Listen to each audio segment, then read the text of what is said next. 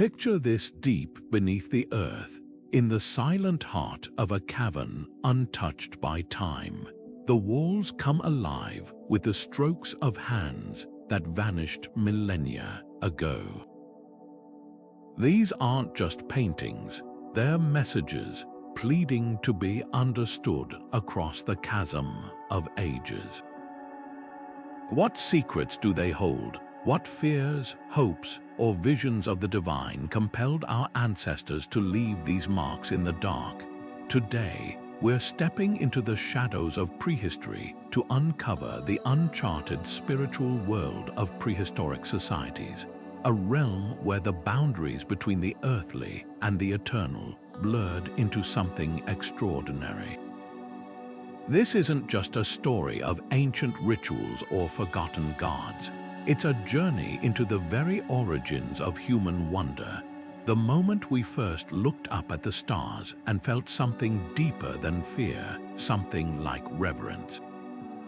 From the haunting cave art of Lascaux to the mysterious stone circles scattered across the globe, early humans were searching for meaning in a world they couldn't yet explain. They buried their dead with care, crafted symbols of power, and danced under the moon in ceremonies lost to time. But why? What did they believe waited for them beyond the veil of life? By the time we're done, you'll see these ancient practices not as crude superstitions, but as the first stirrings of something profoundly human, the need to make sense of the unknown. Together, we'll piece together fragments of a spiritual legacy that shaped civilizations yet to come.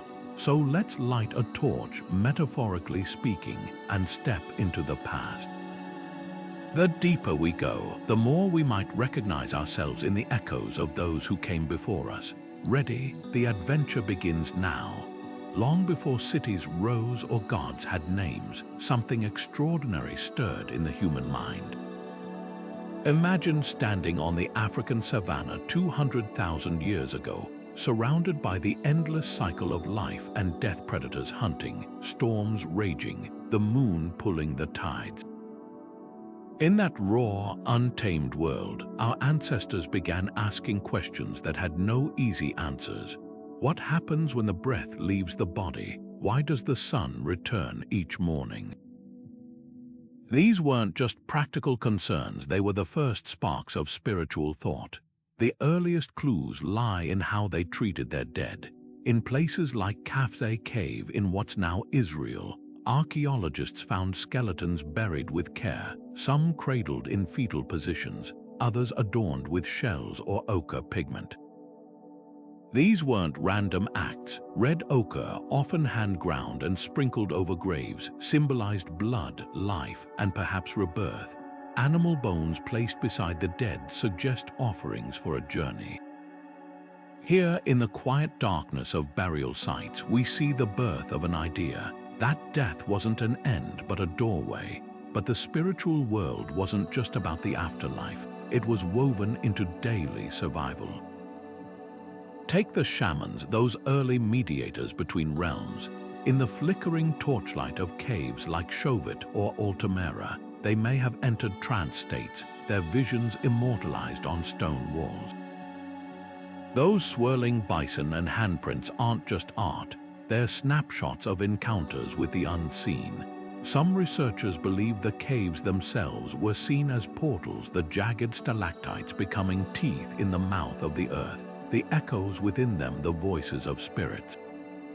Ritual objects tell the same story. A carved ivory lion man found in Germany, over 40,000 years old, hints at shape-shifting ceremonies. A bear skull placed on a stone altar in Switzerland suggests animal worship. These weren't random superstitions, they were attempts to negotiate with forces beyond human control. When drought came or prey vanished, who else could you turn to but the invisible powers behind the wind and rain? This was religion in its rawest form, no temples, no scriptures, just a deep, aching need to connect with something larger than life. And in that need, we find the roots of everything that followed. the pyramids, the cathedrals, the hymns sung under starry skies. Our ancestors may not have had the answers, but they dared to ask the questions, and that changed us forever. Deep in the limestone cliffs of southern France, hidden for 30,000 years, lies a time capsule of the human soul, the Chauvet cave. Step inside and the walls come alive with creatures frozen in motion. Mammoths charging, rhinoceroses locking horns, lions poised to pounce. But among these lifelike animals, something even more extraordinary emerges: hybrid beings, part human, part beast, like the famous lion man carved from ivory. These aren't just figments of imagination, they're clues to a spiritual revolution happening in the minds of our ancestors. Why blend human and animal forms? One theory whispers of shamans, ritual specialists who, in trance states, believed they could cross the boundary between worlds. The lion man, with its feline body and human stance, might represent a spirit guide, a protector, or even a deity bridging the natural and supernatural. In cultures from the Arctic to the Amazon, similar hybrid figures appear as mediators, helping humans navigate the unseen. Could this ancient sculpture be the earliest evidence of that universal impulse to reach beyond what the eyes can see? The cave itself adds another layer of mystery. Unlike later art found near cave entrances, Chauvet's masterpieces are tucked deep inside, reachable only by torchlight through narrow passages. This wasn't a gallery for casual viewers. The journey inward, through darkness, past stalactites dripping like ancient tears, feels intentional, almost ceremonial. Some researchers suggest these chambers served as sacred spaces, where rituals unfolded under the watchful eyes of painted beasts. The acoustics amplify whispers into echoes, as if the cave itself was designed to breathe life into stories told in its depths. Then there's the art's eerie timelessness. Many panels were revisited over generations, with new layers of paint applied centuries apart. A single bison might bear the strokes of artists separated by dozens of lifetimes, yet all honoring the same vision. This wasn't mere decoration. It was a living tradition, a dialogue with the divine passed down like a sacred torch. What emerges from Chauvet isn't just a collection of images, but a blueprint of the human spirit. Here, in flickering firelight, people grappled with the same questions that haunt us today. What forces shape our world? How do we honor them? And what happens when we dare to dream beyond the confines of flesh and bone? The answers are still there, waiting in the shadows if we're brave enough to listen. From the shadowy depths of caves, we emerge into the open air, where another enigma waits, carved not in stone but shaped from ivory and clay. Meet the Venus figurines, palm-sized sculptures of women with exaggerated curves, discovered from the valleys of France to the plains of Russia. The most famous, the Venus of Willendorf, fits snugly in your hand, her round belly, full breasts, and intricate braids whispering secrets across 25,000 years. But what do these figures truly represent? The answer depends on who you ask. To some scholars, their fertility charms, talismans to ensure safe childbirth in a world where survival hinged on the next generation. Others see them as early goddess figures, evidence of a matriarchal spiritual order where Earth's life-giving power was worshipped in female form. Then there's a simpler theory. Perhaps they were prehistoric, ideal beauty standards, celebrating abundance in an age of scarcity. But indigenous voices offer a different lens. Many native traditions, for instance, speak of sacred feminine energy as the heartbeat of creation, not just as symbols of fertility, but as embodiments of the land itself. The Hopi speak of Mother Corn, the Maori of Papatuanuku, the Earth Mother. Could these ancient figurines echo that same universal reverence? What's striking is their sheer reach. From the pear-shaped Venus of Lespuig in France to the hauntingly abstract Venus of Dolní Věstonice in the Czech Republic, these figures span thousands of miles and millennia. They share a common visual language, no faces, just curves, as if across vast distances, people understood the same spiritual shorthand. Some were found near hearths, others in graves, hinting at roles in both daily ritual and the journey beyond death. But here's the twist, not all were women. Recent studies reveal some figurines depict intersex or gender-fluid forms, like the Venus of Willendorf's possible twin from nearby Galgenberg. This complexity shatters simplistic narratives. Maybe these weren't just icons of fertility, but maps of a deeper cosmology, where gender, like the seasons, was fluid and sacred. One thing's certain, these figurines weren't passive art. They were held, rubbed smooth by generations of hands, perhaps carried as protectors. Their curves mirror the rolling hills of Europe, their weight a comforting presence in an unpredictable world. In them, we see the first stirrings of a truth still whispered today, that the divine might not live in the distant stars, but in the very earth beneath our feet. Now let's sail across the Mediterranean to a cluster of islands where stone whispers of rituals older than the pyramids, the megalithic temples of Malta. Built around 5,600 years ago, these colossal structures predate Stonehenge by 1,000 years, and their sophistication stops archaeologists in their tracks. Gigantic limestone blocks, some weighing over 20 tons, curve into semicircular chambers with precision that defies their age. But it's not just the architecture that astounds, it's what happened inside these walls.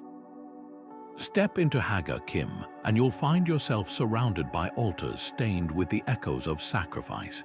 Animal bones, particularly those of sheep and cattle, litter the floors, their placement too deliberate to dismiss as mere leftovers from feasts. Then there are the oracle holes, small, tunnel-like niches in the walls where priests or priestesses might have hidden, their voices distorted into eerie, otherworldly tones to deliver messages from the gods. Imagine the scene, flickering torchlight, the scent of burning herbs, a congregation awaiting prophecies as voices seem to rise from the earth itself. But the temple's true genius lies in their dialogue with the heavens. At Najdra, the rising sun on the spring and autumn equinoxes pierces the doorway, casting a blade of light that splits the altar in two. During solstices, sunlight strikes specific carved spirals, a celestial calendar etched in stone. This wasn't just observation, it was reverence. The Maltese builders didn't merely track the sky, they worshipped it, aligning their sacred spaces with the cosmos in a way that suggests the sun and stars were seen as divine messengers. Beneath the temples, another mystery lurks, Hypogeums, underground chambers like the famed Hal Saflieni, where echoes resonate at frequencies that induce trance states.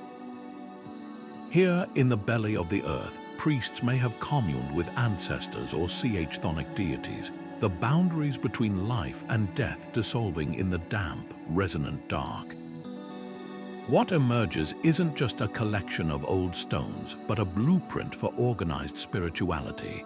Unlike the intimate rituals of caves, these temples required coordinated labor, shared belief, and a hierarchy of spiritual leaders. They hint at a society where the sacred wasn't just personal, it was communal, woven into the very fabric of daily life. Were these the first cathedrals? The earliest evidence of a religion with structure, liturgy, and perhaps even dogma? The answers are etched in limestone, waiting for us to listen. Among the flickering torchlight and echoing caves, a figure emerges, part healer, part storyteller, part conduit to the unseen. The shaman stands at the heart of prehistoric spirituality, a bridge between the tangible world and the mysteries beyond. Picture a Siberian elder draped in reindeer hide, antlers crowning their head, drumming a rhythm that mimics the heartbeat of the earth. Or an Amazonian healer brewing a bitter tea from sacred vines, their chants rising with the smoke of the fire. These aren't just rituals, they're ancient technologies of transcendence, tools to navigate realms our ancestors believed existed just beyond ordinary sight. The evidence lies scattered across archaeological sites like a trail of breadcrumbs. In Germany's Hohlfels cave, a 40,000-year-old bone flute was discovered, its notes still capable of weaving melodies that shift the mind's focus. In France, antler headdresses adorned with animal teeth suggest wearers embodied the spirits of stag or wolf during ceremonies. But to understand these artifacts, we must listen to living traditions. The Evenki people of Siberia still use drumming to enter trance states, their rhythms guiding them through upper and lower worlds to retrieve lost souls or divine the future. The Shipibo of the Amazon paint intricate geometric patterns, visions from ayahuasca journeys that mirror the spirals and dots found on prehistoric cave walls. The parallels are too striking to ignore. What was happening in these altered states? Neuroanthropologists suggest rhythmic drumming or psychoactive plants synchronize brainwaves, creating vivid hallucinations interpreted as spirit encounters. A shaman might describe flying on the back of a jaguar or speaking with ancestors' experiences that, to their community, were as real as the ground beneath their feet. These journeys weren't escapism, they were survival. In a world without doctors, a shaman's vision might diagnose illness. Without meteorologists, their dreams could predict droughts. Their role wove together medicine, religion, and ecology into a single sacred tapestry. Yet shamanism wasn't monolithic. In some cultures, shamans were chosen through near-death experiences, surviving lightning strikes or grave illnesses, marking them as touched by the divine. Others inherited the role through bloodlines, their knowledge passed down like a sacred flame. Gender fluidity was common too. Many traditions revered two-spirit shamans who embodied both masculine and feminine energies, their duality seen as a gift for navigating multiple realms. The legacy of these first spiritual leaders pulses through modern practices.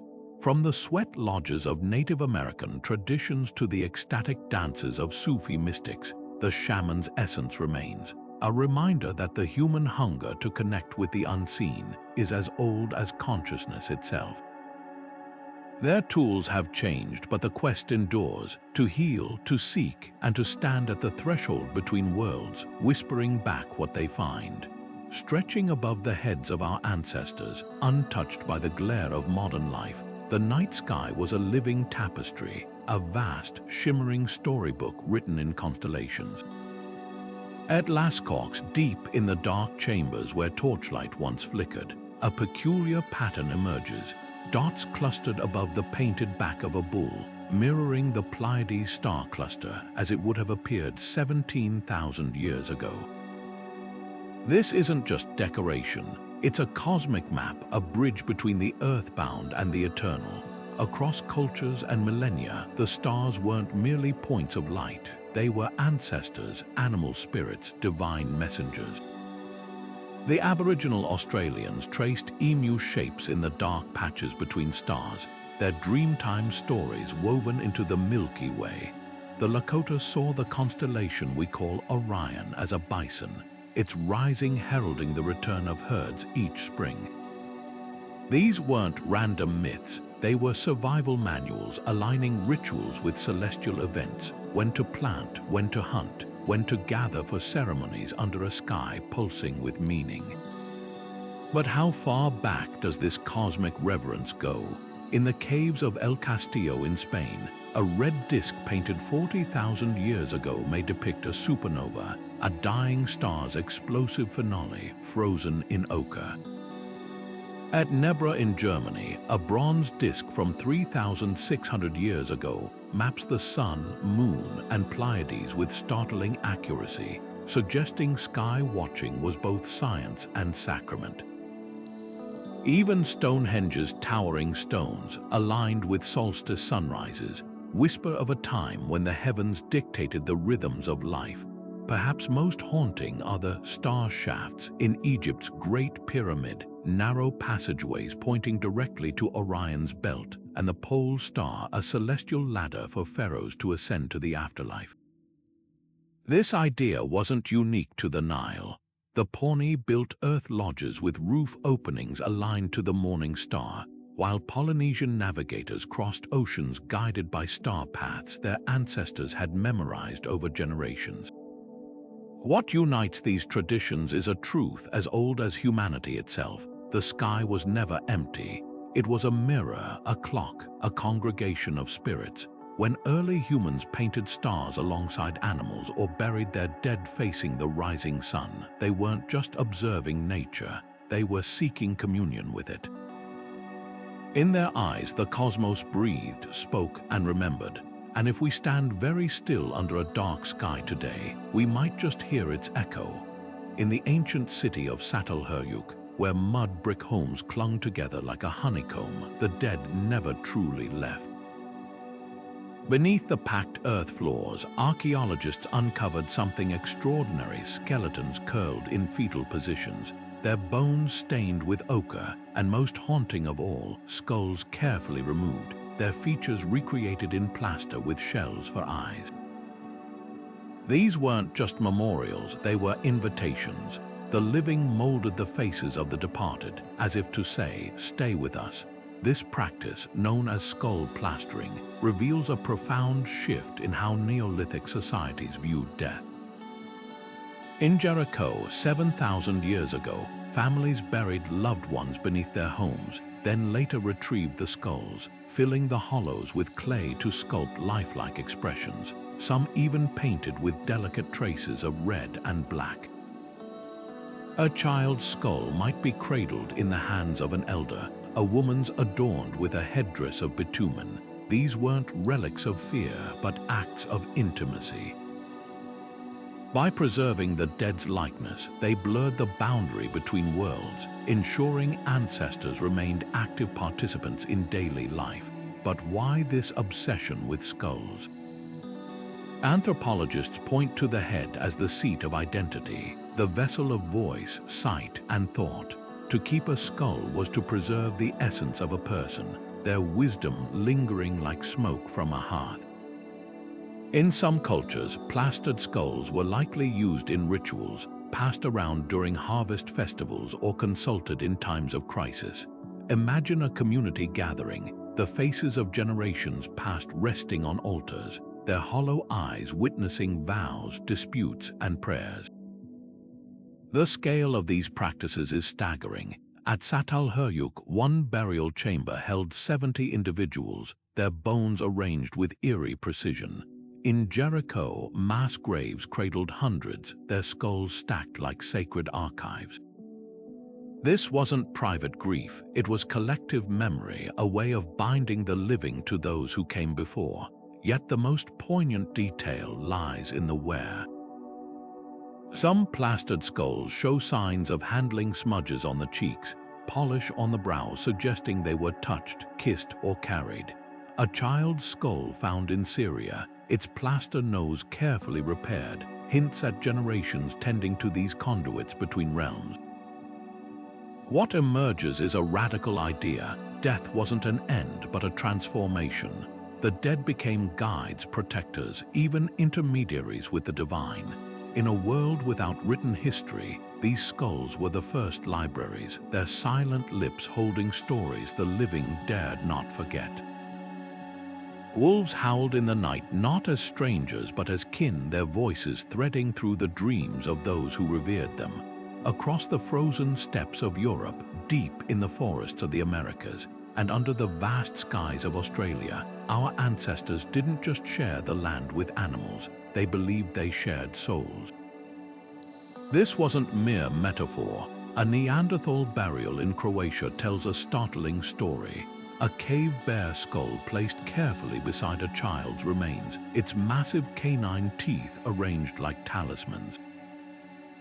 Half a world away, the Lakota people still speak of the bear as Matho, a grandfather spirit, protector, and healer. These parallels aren't coincidence. They're fragments of a universal language, one where claws, feathers, and antlers were sacred texts. The evidence hides in plain sight. In the Alps, 35,000 years ago, someone carved a lion-headed figure from mammoth ivory, its human posture blurring the line between species. In the American Southwest, petroglyphs show shamans transforming into deer or eagles, their bodies half human, half beast. But perhaps the most poignant clue lies in the bear cults that spanned continents. From the icy caves of the Urals to the rituals of the Ainu people in Japan, bear skulls were displayed on wooden platforms, their bones buried with ceremony. The Neanderthals of Reverence Cave in France went further. They built an entire stone tomb for a bear, its massive frame surrounded by tools and flowers. What compelled such reverence? Anthropologists call it totemism, the belief that humans and animals share ancestral bonds. For the Ojibwe, the wolf is a brother, for the Haida, the raven a trickster creator. But these weren't just stories, they were survival strategies wrapped in sacredness. By honoring the bear, hunters sought its strength. By invoking the eagle, they channeled its vision. In Siberia, the Evenki people still refuse to call the bear by its true name, using titles like grandfather or old man of the forest instead, a sign of respect so deep it avoids direct address. The artifacts whisper of rituals lost to time. A wolf-tooth necklace found in Germany, polished smooth from centuries of wear. A ceremonial headdress from Montana adorned with 40 eagle feathers, each a prayer-given wing. Even children's toys carried the weight of the sacred Inuit carvings of seals, Hopi Kachina dolls teaching the next generation that animals weren't resources, but relatives. What emerges is a radical humility. These societies didn't see themselves as masters of nature, but threads in its web. When a Nasca hunter dreamed of caribou, he believed the herd was offering itself. Before taking a life, the Cree spoke apologies to the spirit of the slain beast. This reciprocity wasn't superstition, it was ecology in spiritual form. A reminder that every bite of meat, every hide for warmth, came with a debt one repaid not in coins, but in reverence. Today, as wolves reappear in Yellowstone and Eagle's Circle reclaimed skies, their return stirs something ancient in us. Not just wonder, but recognition. The bones buried by Neanderthals, the songs sung to bears by the Ainu, the dances of the Pueblo people, they all carry the same truth: we were never alone here. The animals were watching, listening, waiting for us to remember. High on a windswept hill in southeastern Turkey, a discovery so revolutionary it shattered our understanding of prehistory quietly waits Göbekli Tepe. Built 12,000 years ago, 7 millennia before the Great Pyramid, this sprawling complex of stone circles and towering pillars shouldn't exist. Its creators were hunter-gatherers, people we once believed lived hand to mouth, too preoccupied with survival to dream of temples. Yet here, carved with foxes, scorpions, and birds of prey, are 20-ton limestone monoliths arranged with geometric precision. Who were these people, and what force compelled them to haul these stones across miles of wilderness, to sculpt them with flint tools, and to bury them intentionally beneath the earth? The pillars themselves are a language we're still learning to read. Each T-shaped megalith resembles a stylized human figure, arms bent at the elbows as if frozen mid-gesture. Some clutch belts or loincloths, others bear intricate carvings of animals locked in eternal motion. A boar charges, a crane spreads its wings, a serpent coils, each creature rendered with startling vitality. But these aren't mere decorations. Archaeologist Klaus Schmidt, who first uncovered the site, believed they told a story, a mythology etched in stone. The fox, recurring across multiple pillars, might symbolize cunning or the underworld. The vulture, a guide to the afterlife. At pillar 43, a scorpion crawls beneath a circle, possibly depicting a comet or celestial event. Could this be a warning, a prophecy, a map of the cosmos? What's even more startling is how Göbekli Tepe was used and then deliberately hidden. Unlike later temples built to last, these circles were filled in with rubble after just a few centuries, as if their purpose had been fulfilled. Some researchers suggest it was a pilgrimage site, drawing clans from across the region for ceremonies under the open sky. Others point to the alignment of certain pillars with the stars, hinting at rituals timed to the solstices. But perhaps the most radical idea is that spirituality itself drove societal change. The labor required to build Göbekli Tepe, quarrying, carving, transporting, would have demanded cooperation on an unprecedented scale. Did shared belief, not agriculture, birth civilization? The echoes of this place ripple through time. Similar T-shaped pillars appear in later Neolithic sites, suggesting a cultural memory spanning millennia. The site's burial also mirrors rituals worldwide, from the deliberate killing of objects in ancient Mesopotamia to the sacred shutdown of Hopi kivas. It's as if Göbekli Tepe's builders understood a profound truth, that some sacred spaces are meant to be ephemeral, their power sealed away like a seed in the earth. Standing among these pillars, you feel the weight of their mystery. This wasn't just a temple. It was a revolution, proof that the human spirit craved meaning long before cities or kings. The stones don't whisper their secrets easily, but they leave one truth undeniable. Our ancestors were far more than survivalists. They were visionaries, architects of the invisible, who looked at the raw stuff of the earth and saw something holy. On the windswept coast of Brittany, where the Atlantic crashes against the French shoreline, an army of stone stands frozen in time. The Karnak alignment, over 3,000 megaliths arranged in eerie, parallel rows, stretch nearly 4 kilometers across the landscape like the bones of some ancient giant. Unlike the towering drama of Stonehenge or the ornate carvings of Göbekli Tepe, these stones are silent witnesses, their purpose whispered only in the rustle of coastal grass and the cries of gulls overhead. But don't let their quietude fool you. These monoliths guard secrets as old as the dawn of agriculture, and the theories about their origins are as varied as the lichen clinging to their weathered surfaces. Some archaeologists see them as a colossal celestial calendar. The most prominent alignments, Meinec, Camario, and Kerleskan, point toward sunrise positions during solstices and equinoxes, their rows acting as stone rulers to measure the sun's shifting path. A particularly striking line at Lamanio frames the winter solstice sunrise, casting long shadows that once may have signaled the turning of the year. But others argue the stone's true significance lies beneath the earth.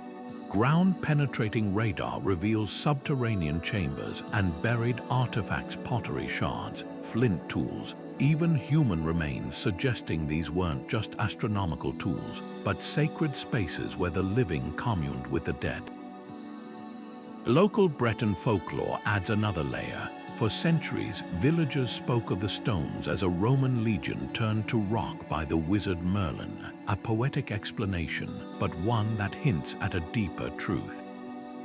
In Celtic tradition, certain megaliths were believed to be petrified ancestors, their spirits lingering to guide the living. The tallest stones, like the towering Meinec alignments, might represent tribal elders or deified heroes, while the smaller ones could symbolize their descendants.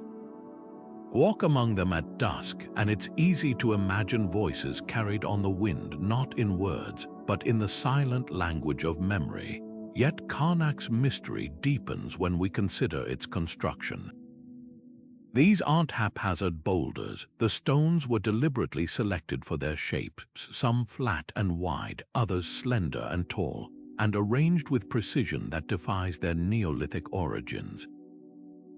At Camario, the rows curve subtly, following the natural contours of the land like a serpent's spine. This wasn't brute force, it was artistry, and then there's the enigma of their abandonment. Unlike other megalithic sites, Karnak shows no signs of violent destruction or gradual decay. The stones were simply left, as if their builders walked away from a finished symphony mid-note. Perhaps the most haunting clue lies in the carvings. A handful of stones bear faint, almost ghostly symbols, cup marks, spirals, and zigzags echoing designs found as far away as Ireland and Portugal. These motifs, often dismissed as decorative, might be fragments of a lost symbolic language, a code shared across prehistoric Europe. One theory suggests the stones acted as resonance chambers, their placement amplifying sound during rituals to create otherworldly echoes. Experiments with replicas show that striking certain stones produces low-frequency tones that vibrate through the body, inducing trance-like states. Were these the voices of the ancestors speaking through the earth itself? What emerges from Karnak's silence isn't just a puzzle, but a mirror. These stones reflect a time when the boundary between the physical and spiritual worlds was porous, when the land itself was alive with meaning. They challenge our modern impulse to categorize, to separate science from religion, utility from art. The truth likely lies in the interplay of all these things: an observatory, a cemetery, a place of pilgrimage, and perhaps something we've yet to name. As the Breton saying goes, the stones remember. The question is, are we listening? Buried in a peat bog in Denmark over 3,000 years ago, the Trundholm Sun chariot emerged as if frozen mid-journey, a slender bronze horse, legs forever poised in motion, pulling a radiant golden disk across an invisible sky. Unearthed in 1902 by a farmer's plow, this delicate artifact, no larger than a dinner plate, holds a universe of meaning. The disk, gilded on one side and dark on the other, isn't just decoration. It's a cosmic map, a miniature model of the sun's eternal cycle. Day and night, light and shadow, rebirth and retreat. But why would Bronze Age people craft such a thing? The answer lies not just in the chariot itself, but in the echoes it shares with sun worship across continents and millennia. Take the disk's two faces. The gleaming side, catching fire in even the faintest light, mirrors the Egyptian sun god Ra's daily voyage in his solar bark, a journey so vital that tomb paintings depict it with meticulous care, lest the sun fail to rise. The darkened reverse echoes the Aztec belief in the sun's nightly descent into the underworld, where it battled darkness until dawn. From the Vedic Surya riding his chariot across the heavens to the Norse soul chased by the wolf skirl, cultures separated by oceans and epochs imagined the sun as a traveler, vulnerable yet triumphant. The Trundholm artifact distills this universal awe into tangible form, a handheld hymn to the celestial force that made crops grow, seasons turn, and life itself possible. Yet the chariot's craftsmanship reveals even deeper layers. The spoked wheels, meticulously cast in bronze, weren't merely functional. They mirrored the sun's rays, a visual metaphor found in artifacts from Mesopotamian cylinder seals to the haloed Buddhas of later centuries. The horse, too, carries symbolic weight. In Indo-European myths, steeds often pulled the sun, like the Greek Helios fiery team or the Slavic Dajbog's white mares. But here, the animal's elongated, almost ethereal form suggests something more. A bridge between realms, horses, revered for their speed and strength, were seen as guides able to traverse earthly and divine spaces. This one, frozen mid-gallop, might represent the moment when the sun's power was most palpable, dawn or dusk, when the veil between worlds thinned. What's startling is how these ideas converge independently. The sun chariot motif appears in Scandinavia, but similar artifacts have surfaced as far as China's Tarim Basin. The Incas crafted golden discs to honor in Tai, while the Pawnee of North America danced the morning star ceremony to ensure the sun's return. This wasn't coincidence. It was a collective human response to the most fundamental of mysteries. Why does the light come back? The Trundholm chariot, with its delicate balance of artistry and astronomy, offers a clue. By crafting the sun's journey, our ancestors sought to participate in it, to hold a piece of the divine in their hands and perhaps to influence its course. The peat bog where it was found adds another tantalizing layer. Wetlands across Europe have yielded ritual deposits, weapons, jewelry, even human remains offered to unseen forces. Was the chariot a gift to the gods, placed in the earth's watery margins where the spiritual and material worlds met? Or was it a practical cosmology lesson, a teaching tool for Bronze Age sky watchers? The truth may lie somewhere in between. What's undeniable is its legacy, a shimmering testament to humanity's first great love affair with the sky and the lengths we'd go to keep the light alive. Fire crackled in the heart of every ancient home, but its glow reached far beyond warmth and light. To our ancestors, flames were alive, capable of cleansing, transforming, even speaking. In the Highlands of Scotland, Bronze Age families gathered around hearths not just to cook, but to cast offerings into the embers, bits of grain, carved figurines, locks of hair. These weren't sacrifices in the traditional sense. They were conversations, a way of sending fragments of their world into the realm of smoke and sparks where spirits dwelled. Similar rituals flickered across continents. The Aboriginal peoples of Australia practiced smoking ceremonies, where eucalyptus leaves crackled in shallow pits, their purifying smoke believed to ward off evil and heal the sick. Meanwhile, in the forests of Scandinavia, sagas tell of need fires, kindled not with ordinary flint but by friction, a sacred method reserved for times of plague or drought, when the community's survival depended on fire's divine intervention. The most haunting evidence lies in how fire treated the dead. At Stonehenge, charred bones buried in the Aubrey holes reveal cremations dating back 5,000 years. But this wasn't mere disposal of remains. Analysis shows the pyres burned at extreme temperatures over 1,000 degrees Celsius, far hotter than needed for simple cremation. The intensity suggests ritual precision, perhaps to ensure the soul's complete release. In India's Vedic tradition, fire priests still chant hymns to Agni, the god who carries offerings to the heavens. The Rigveda describes flames as the mouth of the gods, a conduit between worlds. Half a globe away, the Native American Hopi performed fire rituals inside underground kivas, their flames mirroring the sun's journey to nurture the crops above. Fire's transformative power took physical form in metallurgy. The earliest copper smelters in Serbia's Vinča culture weren't just workshops, they were sacred spaces. Ore wasn't merely melted, it was reborn in crucibles, emerging as gleaming ingots that likely held spiritual significance.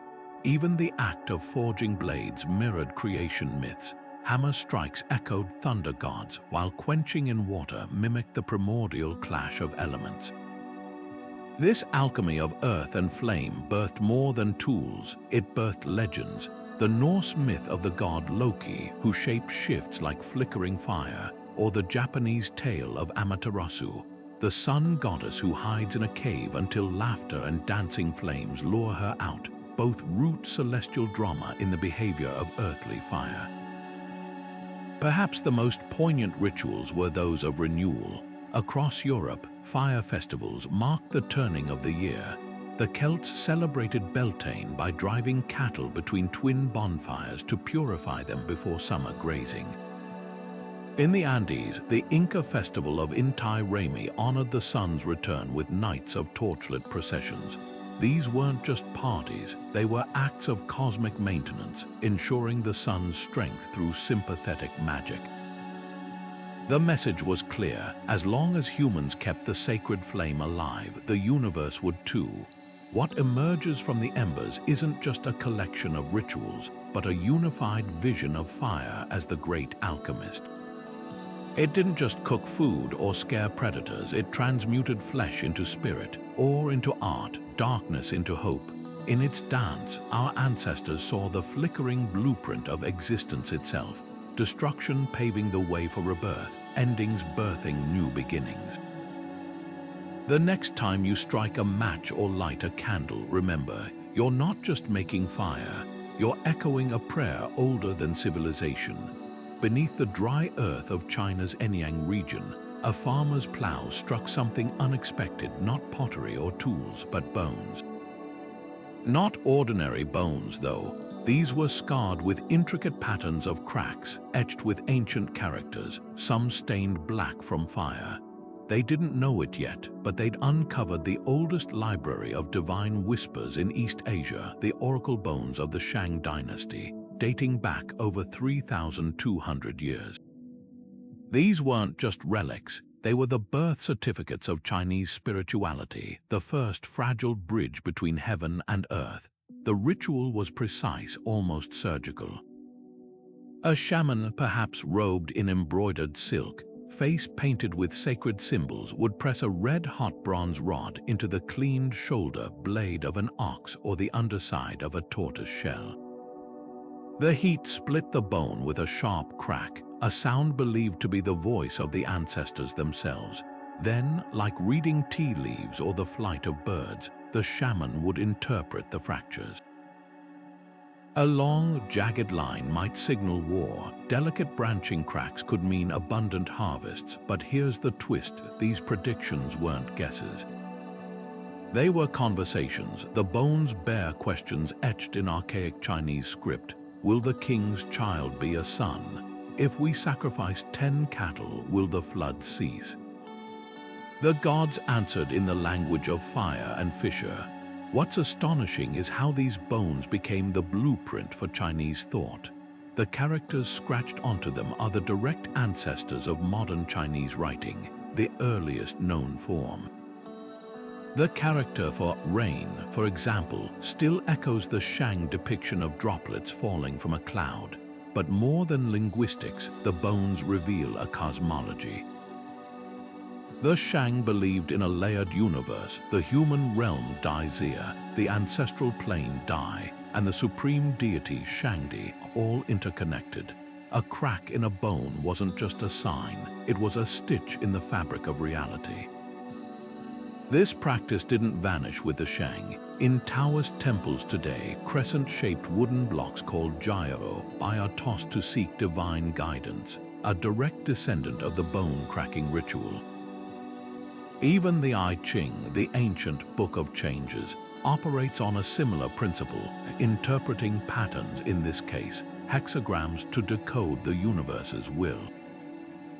The bones also birthed China's tradition of bureaucratic spirituality.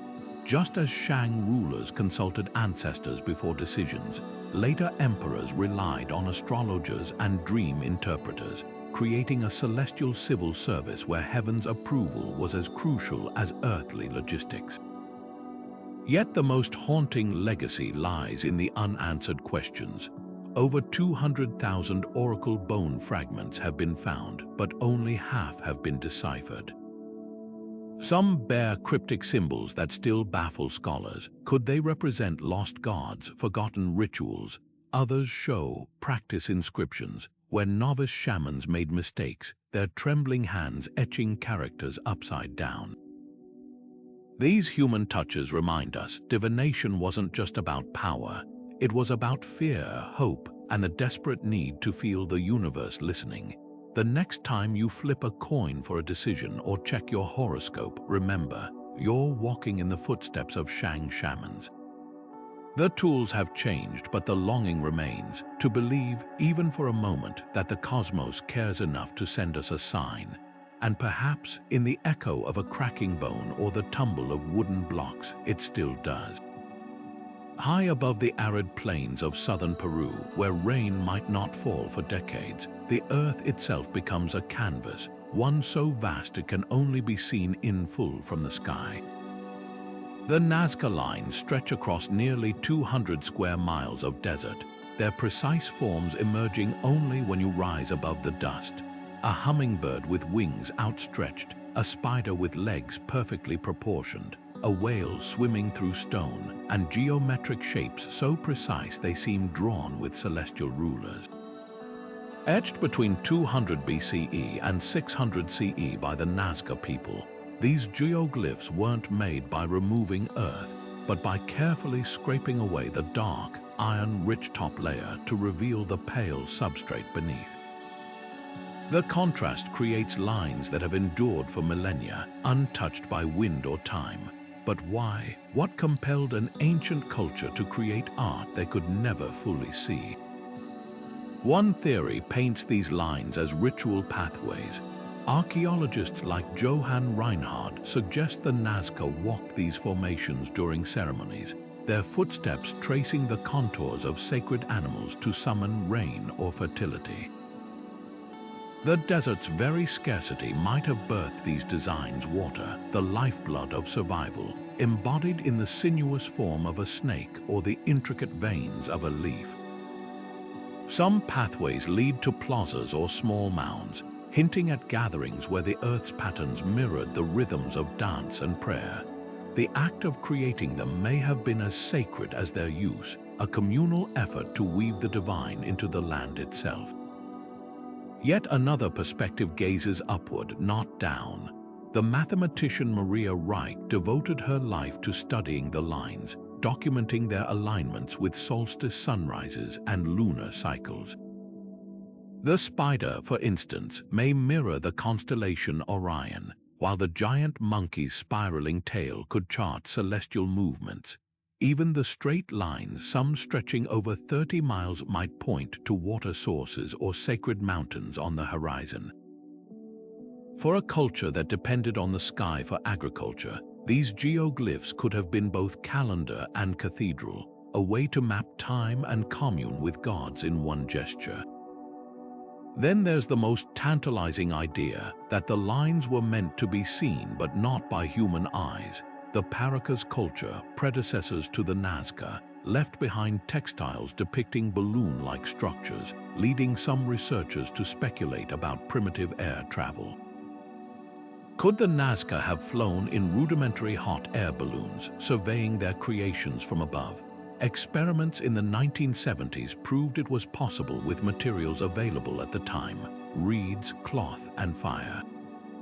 But even without flight, the lines might have been offerings to deities who dwelled in the sky, their full glory visible only to those looking down from the heavens. The mystery deepens with the discovery of the Nazca astronaut, a peculiar figure carved into a hillside, its large eyes seeming to gaze at the stars. Nearby, strange spiral holes called puquios funnel wind into underground aqueducts, their whistling tones perhaps mimicking the voices of spirits. These details suggest a world where the practical and the mystical were inseparable, where a line in the sand could be both irrigation guide and prayer. What lingers is the unsettling precision. The hummingbird's beak aligns perfectly with a solstice sunrise. The spider's leg corresponds to the golden ratio. The straight lines deviate less than a meter over miles. This wasn't haphazard scratching. It was mathematics made manifest, a language of shapes written on the earth itself. Whether messages to gods, maps of the cosmos, or pathways for the soul, the Nazca lines remind us that some questions resist answers. They hover at the edge of understanding, like a figure in the desert, visible only when you step back, and even then just barely. Imagine standing in the absolute darkness of Malta's Hal Saflieni Hypogeum, 3,000 years before the birth of Christ. The air is cool and damp, the walls carved with spirals that seem to pulse in the flicker of a single oil lamp. Then a sound, deep, resonant, almost alive, vibrates through the stone. A voice chants a single note, and suddenly, the chamber itself sings back, the frequencies aligning in eerie harmonics that ripple through your bones. This wasn't just a performance, it was a doorway. Archaeoacoustics, the study of ancient sound, reveals that places like the Hypogeum weren't chosen at random. The underground chambers' oval shapes and curved ceilings act as natural amplifiers, with certain niches resonating at frequencies between 70 and 150 Hz. These tones fall within the range of a male baritone voice, and here's the revelation. At these frequencies, the human brain produces theta waves, the same brain waves associated with deep meditation, hypnosis, and trance.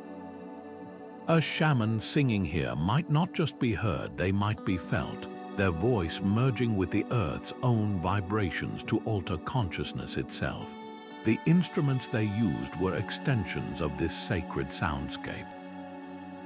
In Ukraine, archaeologists uncovered mammoth bone flutes dating back 20,000 years, their finger holes worn smooth from use. Play one today, and its haunting, reedy tone carries an uncanny resemblance to the calls of Arctic shamans recorded in the 20th century.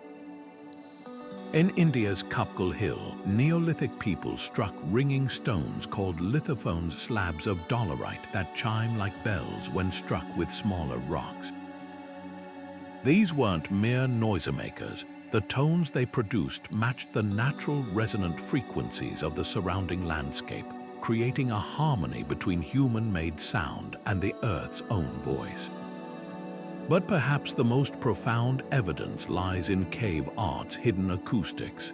In France's Nylox cave, paintings of bison cluster in chambers with the strongest echoes. At El Castillo in Spain, red dots on the walls coincide with spots where handclaps produce the clearest reverberations. It's as if the art and acoustics were inseparable, the images capturing what the ears could already hear.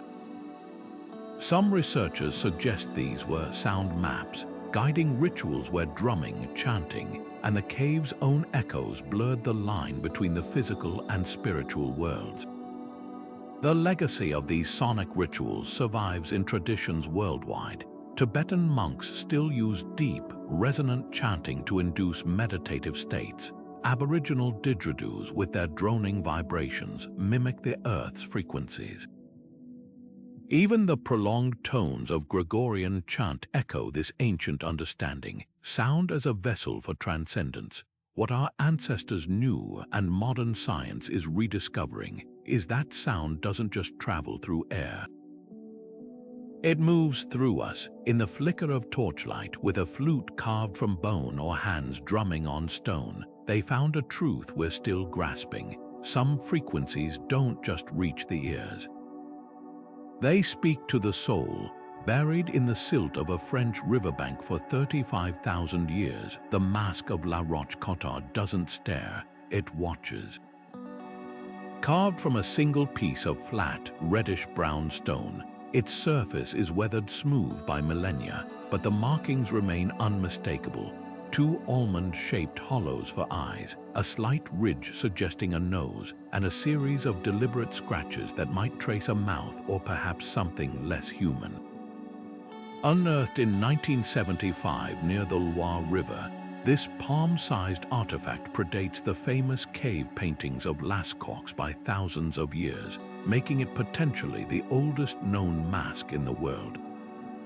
But here's the enigma. It has no straps, no holes for threading, nothing to secure it to a face. So how and why was it used? One theory whispers of shamanic rituals. The mask's proportions align eerily with the human face, yet its abstract features leave room for interpretation. Was it meant to represent an ancestor, an animal spirit, or something entirely otherworldly? In indigenous traditions from the Arctic to Africa, masks aren't just disguises, they're vessels. A Siberian shaman wearing a reindeer antlered visor isn't pretending to be a spirit, they become it, their voice and movements channeling forces beyond the material world. The La Roche-Cotard mask's simplicity might have allowed wearers to project their own visions onto it, transforming it into whatever the ritual demanded. Then there's the mystery of its markings. Microscopic analysis reveals the grooves weren't made by tools alone. Some show polish from repeated handling, as if generations rubbed their thumbs over the stone in ceremony. The eyes, though hollow, bear traces of ochre, suggesting they were once filled with pigment or organic material, maybe feathers, moss, or even glowing fungi to animate them in firelight. Archaeologist Jean-Claude Marquet, who studied the mask for decades, noted that the stone's natural fissures align perfectly with the mouth, giving the illusion of speech or breath when tilted. Was this intentional, a way to make the mask seem alive in the flicker of torches? But perhaps the most haunting clue lies in where it was found, not in a grave or settlement, but near a cave's entrance, nestled among animal bones and charred flint. This wasn't discarded trash, it was placed with care, as if guarding a threshold. In many prehistoric cultures, caves were liminal spaces, doorways between worlds. The mask might have been a guide for initiates, worn during rites of passage where the living momentarily stepped into the realm of the dead. Or consider this, what if it wasn't worn at all? Some researchers propose it was held aloft during ceremonies, its face turned toward participants as a focal point for collective visions, like a prehistoric icon. The mask's power lies in its ambiguity. Unlike later, more ornate ritual objects, its crude strokes force us to confront the birth of symbolic thought. That blank stone face could have been a canvas for countless meanings across generations, a grandmother's wisdom one night, a wolf's snarl the next. It reminds us that spirituality, at its core, begins not with answers but with the courage to ask. To stand in the dark with a piece of rock and dare to see something staring back.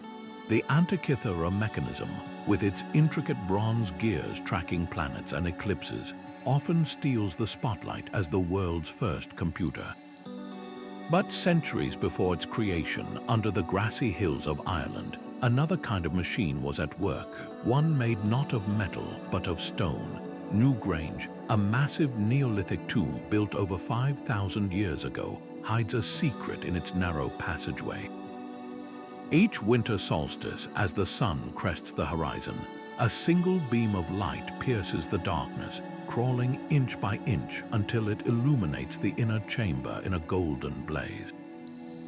This wasn't accidental architecture. The tomb's corridor aligns with the sunrise with near impossible precision, a feat requiring generations of sky watching and mathematical intuition. What's startling is how widespread this celestial literacy was. Across the Atlantic, Wyoming's Bighorn Medicine Wheel, a spoked stone circle laid out by indigenous peoples centuries ago, marks the summer solstice sunrise and the rising of key stars like Aldebaran. In Egypt's Nabta Playa, a stone circle older than Stonehenge tracked the zenith of Sirius, its alignment so exact it could predict the Nile's annual flooding. These weren't just monuments, they were proto-computers, their stones acting as fixed points in a cosmic calculation. Unlike the Antikythera's portable complexity, these sites fused timekeeping with the land itself, turning the earth into a clock face and the sky into its moving hands. The motives behind these structures reveal a deeper truth. For the builders of Newgrange, the solstice light likely symbolized rebirth, the sun's return promising another cycle of growth. The Bighorn Wheel's alignments may have guided buffalo hunts or ritual calendars, but beneath the practicality lay something more profound, an attempt to quantify the sacred. By marking celestial events, these cultures weren't just predicting seasons, they were mapping the rhythms of the divine, translating the gods' language into stone and shadow. The technology they used was deceptively simple. At Scotland's Callanish stones, certain monoliths frame the moon's extreme northern risings every 18.6 years, a cycle known as the lunar standstill. How did Neolithic people, without writing or advanced tools, grasp such long-term patterns? The answer might lie in oral tradition. Indigenous astronomers in Australia, for instance, passed down precise star knowledge through songlines, mnemonic melodies encoding navigation routes and seasonal changes. Similarly, the Maya tracked Venus cycles using knotted cords called K-in strings. They're not serving as tactile calendars. These methods prove that technology isn't just gears and code, it's the human mind finding patterns in chaos. What separates the Antikythera mechanism from its megalithic predecessors isn't sophistication, but portability. The Greeks miniaturized celestial tracking into a handheld device, divorcing it from sacred landscapes. Yet the impulse remained the same, to hold time in your hands, to touch the divine logic behind the turning heavens. The next time you check your smartphone's calendar, remember, you're part of a chain stretching back to solstice light creeping over cold stone, and eyes turned upward, searching for order in the stars. A leathery hand emerges from the peat, fingers curled as if frozen mid-gesture. The skin turned the color of burnt umber by centuries in the bog's acidic embrace. The Toland man, laid to rest in Denmark's wetlands over 2,000 years ago, looks almost peaceful, his eyelids gently closed, a faint stubble still clinging to his chin. But the braided noose around his throat tells a different story. This wasn't a natural death, it was an offering. Across northern Europe, from Ireland's Mohiba bog to Germany's Windaby, hundreds of these bog bodies have surfaced, their faces eerily intact, their last meals still preserved in their stomachs. What rituals or crimes condemned them to this fate? The answers lie tangled in the roots of spirituality's darkest impulses. Forensic science peels back the layers of their final moments. The Grobel man's throat was slit ear to ear, his body placed face down in the mire. The Id girl's auburn hair, shorn on one side, suggests she may have broken tribal laws. Many show signs of overkill, excessive violence beyond what was needed to end a life. The Lindo man's skull was fractured, his neck garroted, and his throat cut in quick succession, a triad of brutality that hints at ceremonial execution. But here's the chilling twist. These weren't random acts of savagery. The care taken in their placement, some weighted down with stones, others arranged in fetal poses, points to ritual. The bogs themselves were sacred spaces, their dark waters seen as gateways to the gods. To sink a body here wasn't just disposal, it was delivery. Theories about their purpose diverged sharply. One camp sees them as sacrifices to fertility deities like Nerthus, the Earth Mother worshipped by Germanic tribes. Springtime discoveries, like the Windaby girl deposited as crops were sown, suggest pleas for abundance. The presence of hallucinogenic ergot in some stomachs raises the possibility of ritual intoxication victims communing with the divine before their deaths. But other evidence paints a grimmer picture. The Harald Scarewoman's nipples were mutilated, a punishment recorded in Norse sagas for adultery. Could some bodies represent justice, their public display a warning against taboo breaking? The bogs add their own macabre signature. Tannins in the water tan skin like leather, while acidity dissolves bones, leaving faces hauntingly preserved but bodies oddly deflated. This natural embalming captures snapshots of violence. The Elling woman's woven halter still knotted tight, the Cahossen boy's disabled leg bound with cords. These details humanize them, transforming relics into tragedies. Perhaps the most unsettling revelation is how ordinary many victims were. The old Croghan man's manicured nails and milk-rich diet hint at nobility, but others wore patched clothing and had worm-infested intestines.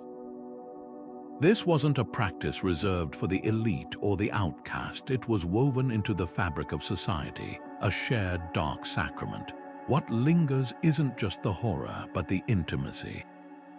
These weren't anonymous offerings. Someone braided the Toland man's last noose. Someone closed his eyes. In that gesture, we glimpse a paradox, the coexistence of reverence and brutality, a reminder that spirituality has never been solely about light.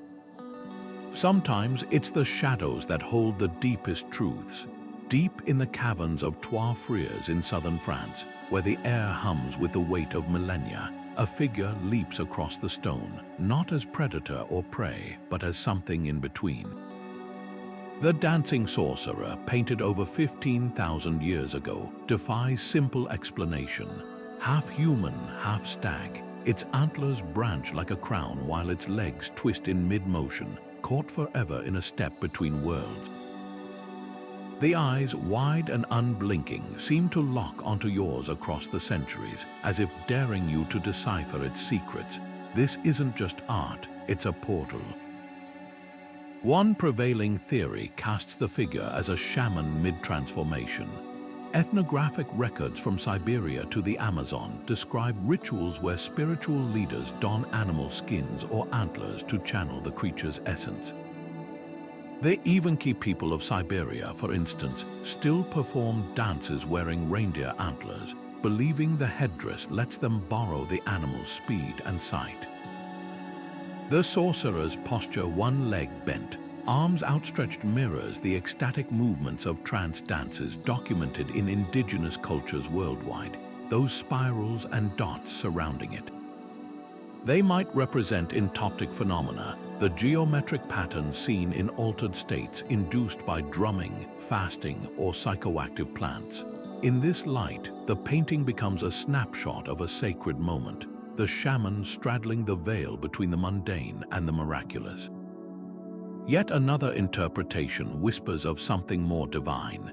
The sorcerer's central placement in the cave, high on a ledge overlooking a chamber filled with animal depictions, suggests a role beyond mortal mediator. Could this be an early god, a proto-Cernunnos or Pan? The horned deities of Celtic and Greek myth later embodied wilderness and fertility, their hybrid forms echoing this Paleolithic precursor. The sorcerer's exaggerated phallus, a detail often glossed over in reproductions, strengthens this link to life-giving forces. In Anatolia, Catalhöyük's wall paintings pair horned beings with symbols of birth and death, hinting at a cross-cultural archetype of the wild divine. But here's the twist: the sorcerer might not be solitary. Recent laser scans reveal faint, overlapping figures around it, dancers or spirits, their forms eroded by time. This could reframe the scene as a communal ritual, with the central figure leading a chorus of participants or ancestral spirits. The cave's acoustics amplify whispers into echoes, turning chants into a chorus of unseen voices. Imagine the scene: torchlight flickering, shadows morphing, the shaman's chants merging with the cave's own breath to create a living theater of the sacred. What makes the sorcerer so haunting is its ambiguity. It resists neat categories, just as the spiritual world it inhabits defies rigid boundaries. Is it a man becoming beast, a god descending, or a metaphor for the untamed psyche? The answer might be all three, a reminder that for our ancestors, the divisions we take for granted were never so clear.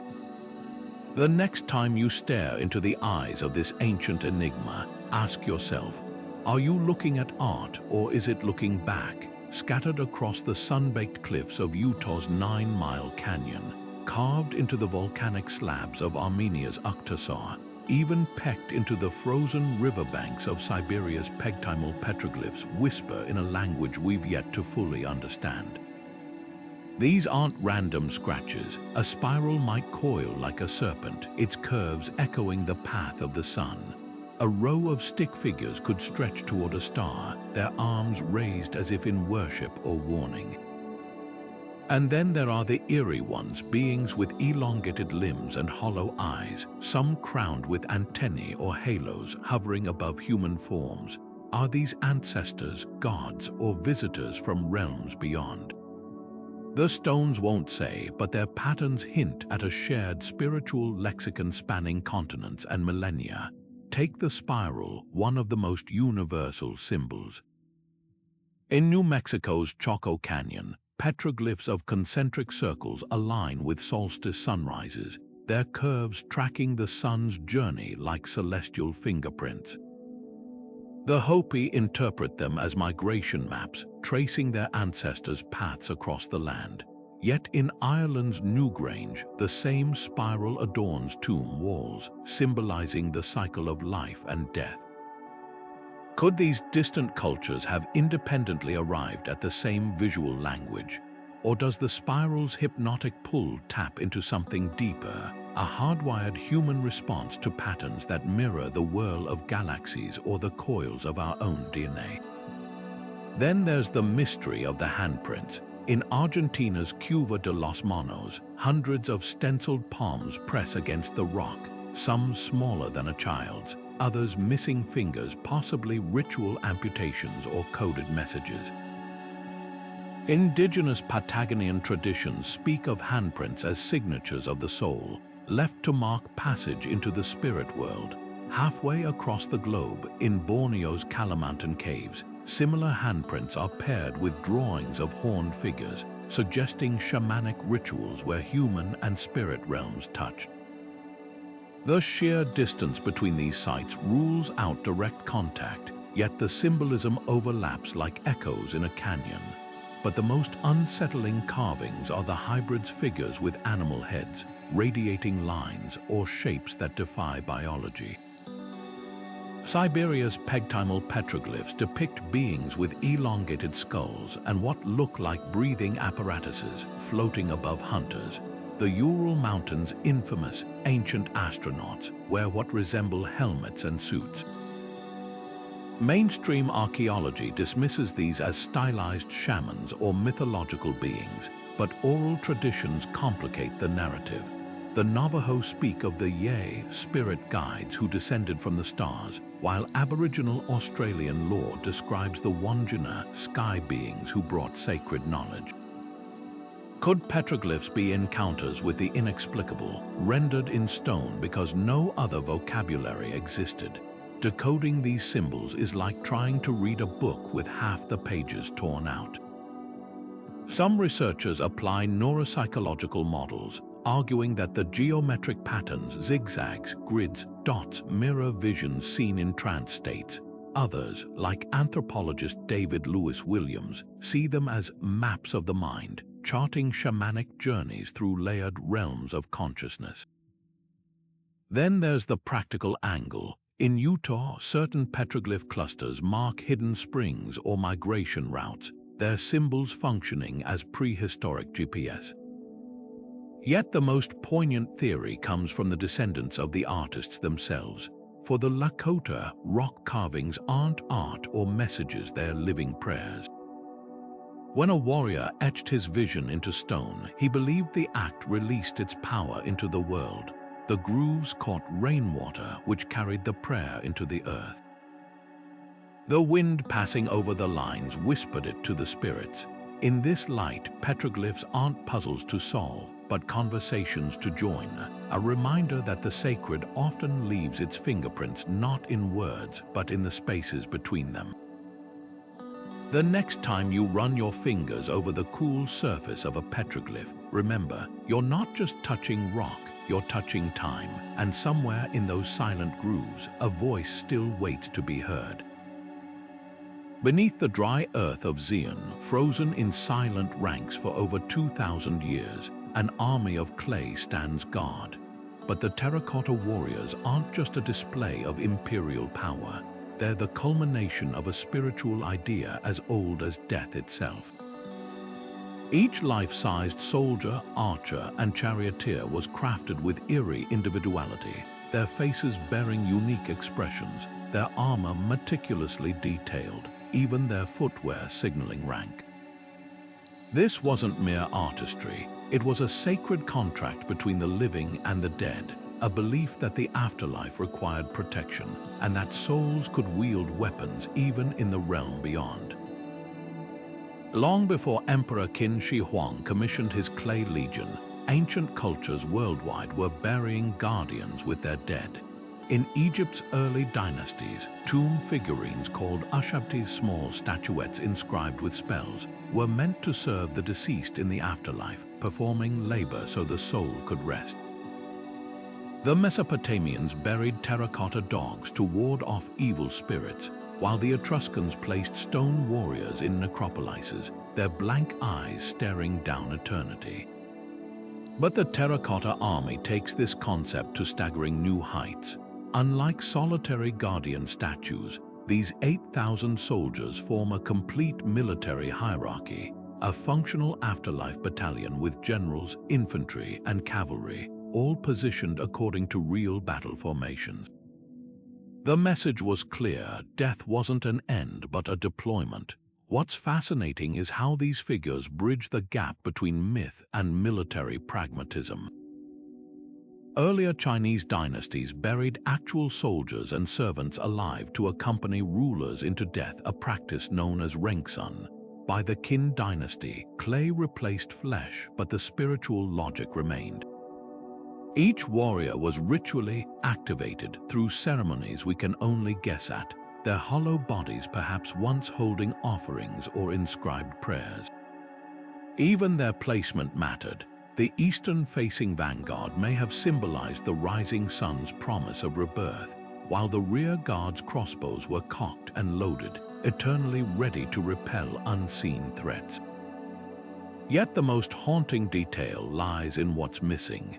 Unlike Egypt's lavish tomb paintings or Mesopotamia's inscribed curses, the terracotta army carries no spells or hymns.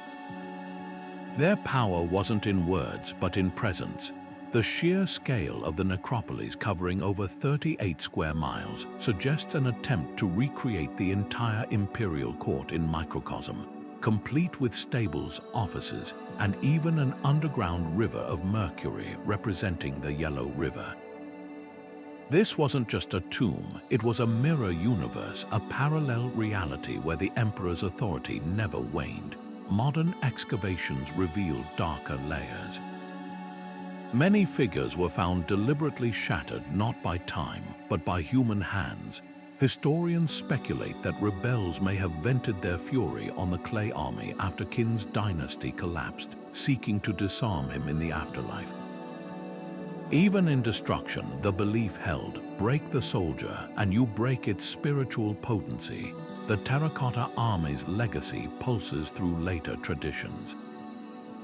Japan's Haniwa figures placed around noble tombs served similar protective roles. The Vikings buried ships with chieftains, their prows pointing toward the afterlife like the Qin soldiers' gaze. What unites them all is a truth as old as human fear and hope, that death might be a journey and no one wants to make it unarmed. Standing before these silent sentinels today, you don't just see an archaeological wonder. You see the echo of a question, one we still whisper over graves: who will guard you when the light fades? Buried beneath the dry soil of modern-day Pakistan and India, the ruins of Mohenjo-Daro and Harappa whisper of a civilization that thrived over 4,000 years ago, one that built sprawling cities with grid-patterned streets, advanced drainage systems, and towering granaries, yet left behind no grand temples, no towering statues of gods, no epic myths carved in stone. Unlike the Egyptians with their pyramids or the Mesopotamians with their ziggurats, the people of the Indus Valley seemed to worship in silence, but their spirituality wasn't absent, it was encoded. Tiny soapstone seals, no larger than postage stamps, reveal a world where the sacred might have been personal, intimate, even hidden. Take the famous Pashupati seal, discovered in Mohenjo-Daro. It depicts a cross-legged figure surrounded by animals, a horned deity, some scholars link to the later Hindu god Shiva, the lord of beasts and master of yoga. The figure's posture mirrors the lotus position, his hands resting on his knees in what could be an early form of meditation. If this interpretation holds, it pushes the origins of yogic practice back thousands of years, suggesting a spiritual thread connecting the Indus Valley to modern Hinduism. But here's the catch: without written records we can fully decipher, we're left reading between the lines. Are we seeing a god, a shaman, or something else entirely? Then there are the fire altars. At Kalibangan, archaeologists uncovered raised brick platforms with traces of ash and animal bones, possible sites of ritual sacrifices. Similar altars appear in later Vedic traditions, where fire ceremonies, yajnas, were central to worship. Could the Indus Valley people have been the unnamed precursors to these practices? The absence of grand temples doesn't mean they lacked religion. It might mean their worship was decentralized, happening in homes or communal spaces rather than monumental shrines. Water, too, seems to have held deep significance. The Great Bath of Mohenjo-Daro, a meticulously constructed pool lined with waterproof bitumen, might have been used for purification rituals, foreshadowing the sacred tanks of Hindu temples. The civilization's obsession with cleanliness, seen in their elaborate drainage systems, hints at a spiritual link between physical and ritual purity, a concept that still resonates in South Asian traditions today. But the most tantalizing clues lie in what's missing. Unlike other ancient cultures, the Indus Valley left no clear depictions of kings or conquests. Their seals show no scenes of battle or domination, just animals, trees, and enigmatic symbols. Some researchers suggest their spirituality was less about appeasing powerful gods and more about harmony with nature, a philosophy mirrored in later Jain and Buddhist teachings. The real mystery isn't just what they believed, but how those beliefs survived. When the Indus Valley declined around 1900 BCE, likely due to climate change or shifting rivers, their cities were abandoned, but their ideas may have flowed into the Ganges River basin, merging with incoming Vedic traditions to shape Hinduism's earliest forms. The yoga poses on those seals, the reverence for water and fire, the absence of violent imagery, they all echo in practices still alive today. Standing in the ruins of Mohenjo-Daro, you won't find towering statues or golden sarcophagi. Instead, you'll find quiet clues: a seal pressed into clay, a brick-lined bath, the ghost of a culture that worshipped in ways we're still learning to understand. Their gods, if they had names, are lost to time, but their legacy lingers in the breath of every yogi, the flicker of every ritual flame, and the silent flow of sacred rivers.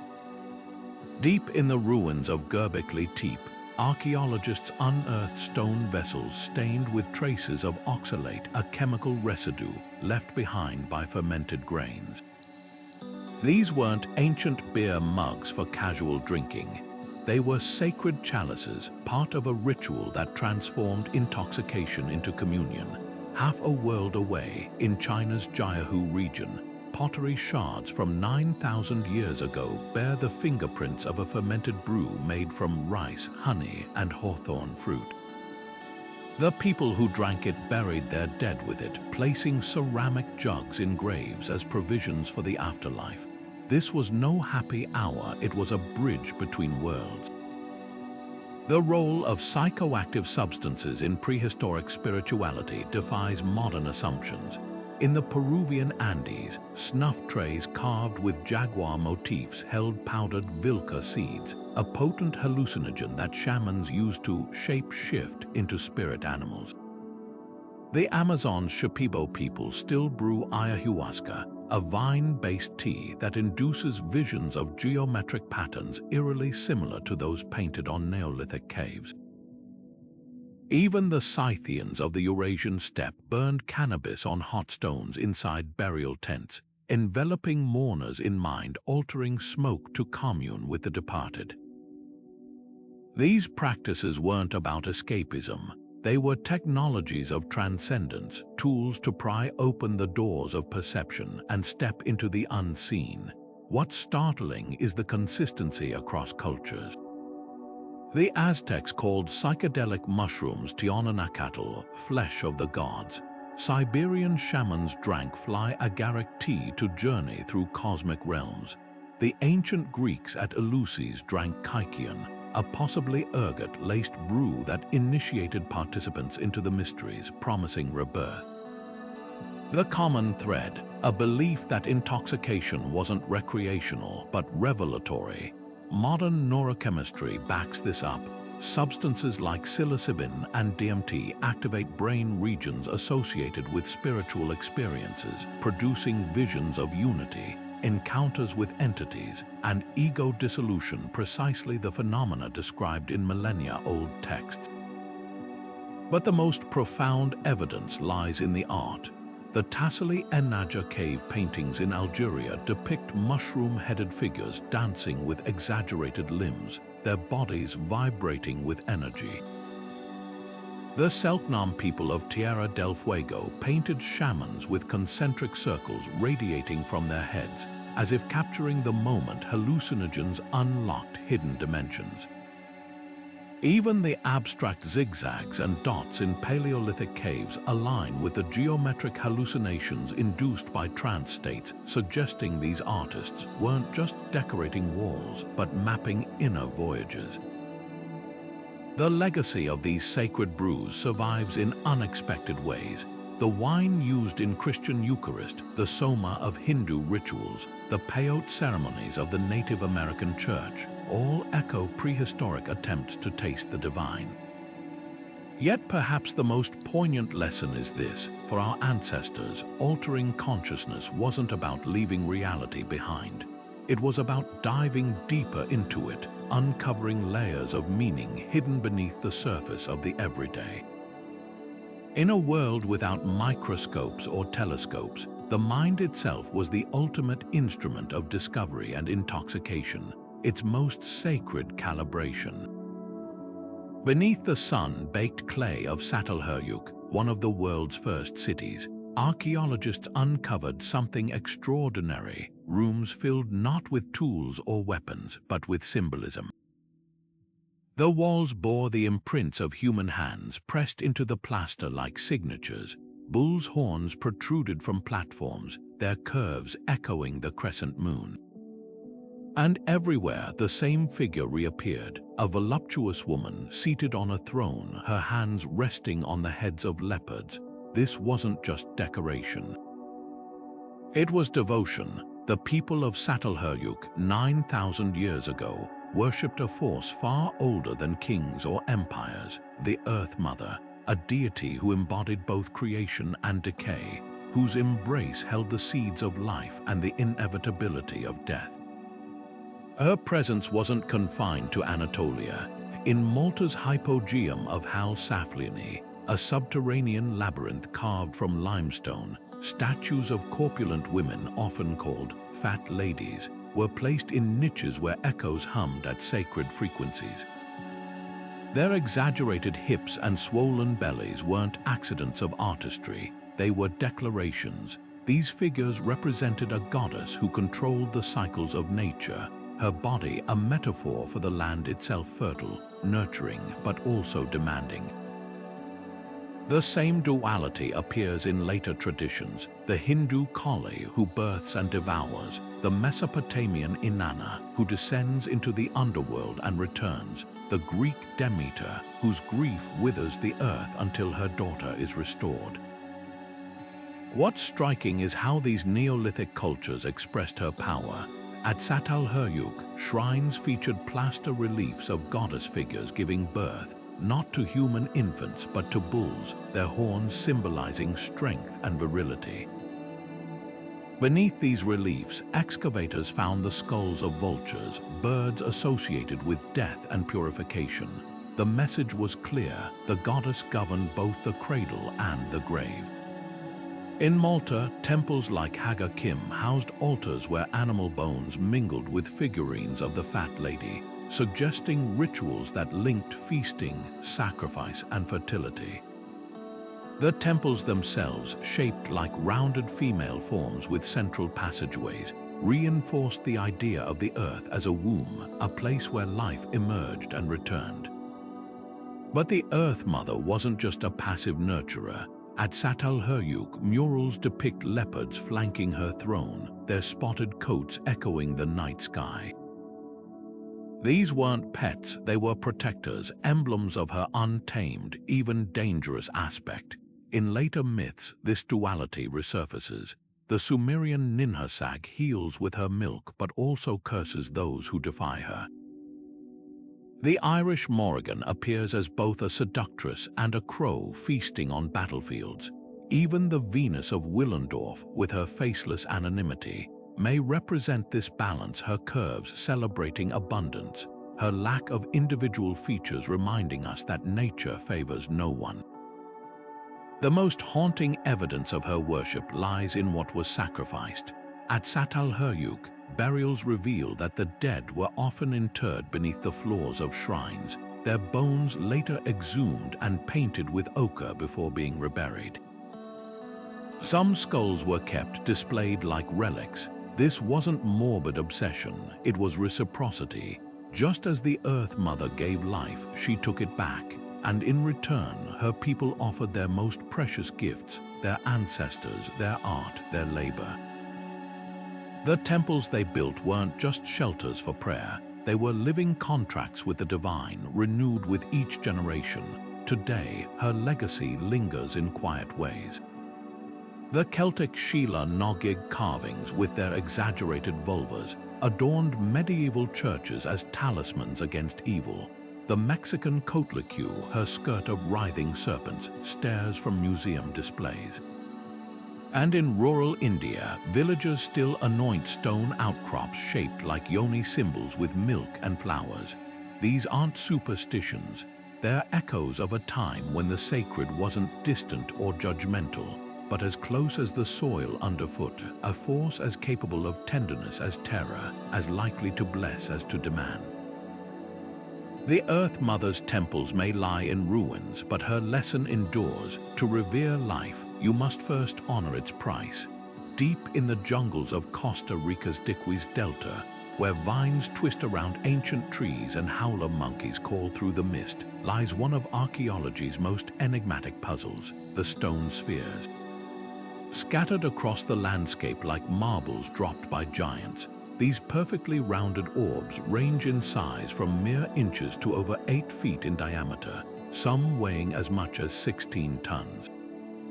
Their surfaces are so smooth, so unnaturally precise, that early explorers refused to believe they were man-made, attributing them to lost civilizations or even extraterrestrial hands. But the truth is far more fascinating and speaks to a spirituality where geometry and the divine were one. The sphere's craftsmanship borders on the impossible.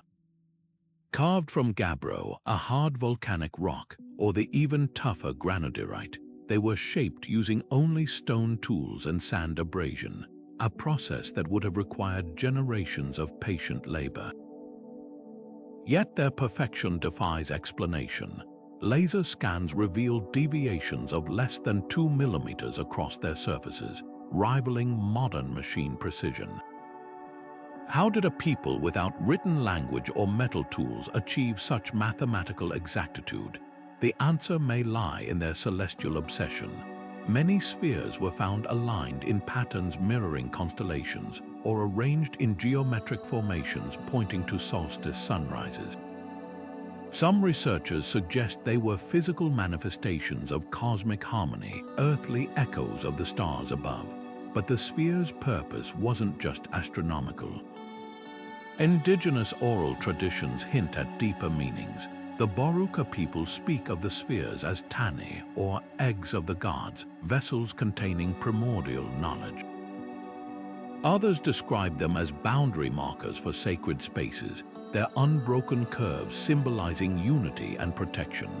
At the site of Finca Sixaiola, spheres were placed near burial mounds, their roundness perhaps representing the cyclical journey of souls. The most striking cluster at Battambul forms a straight line leading to a hilltop vantage point. a spiritual pathway guiding the living toward communion with the horizon.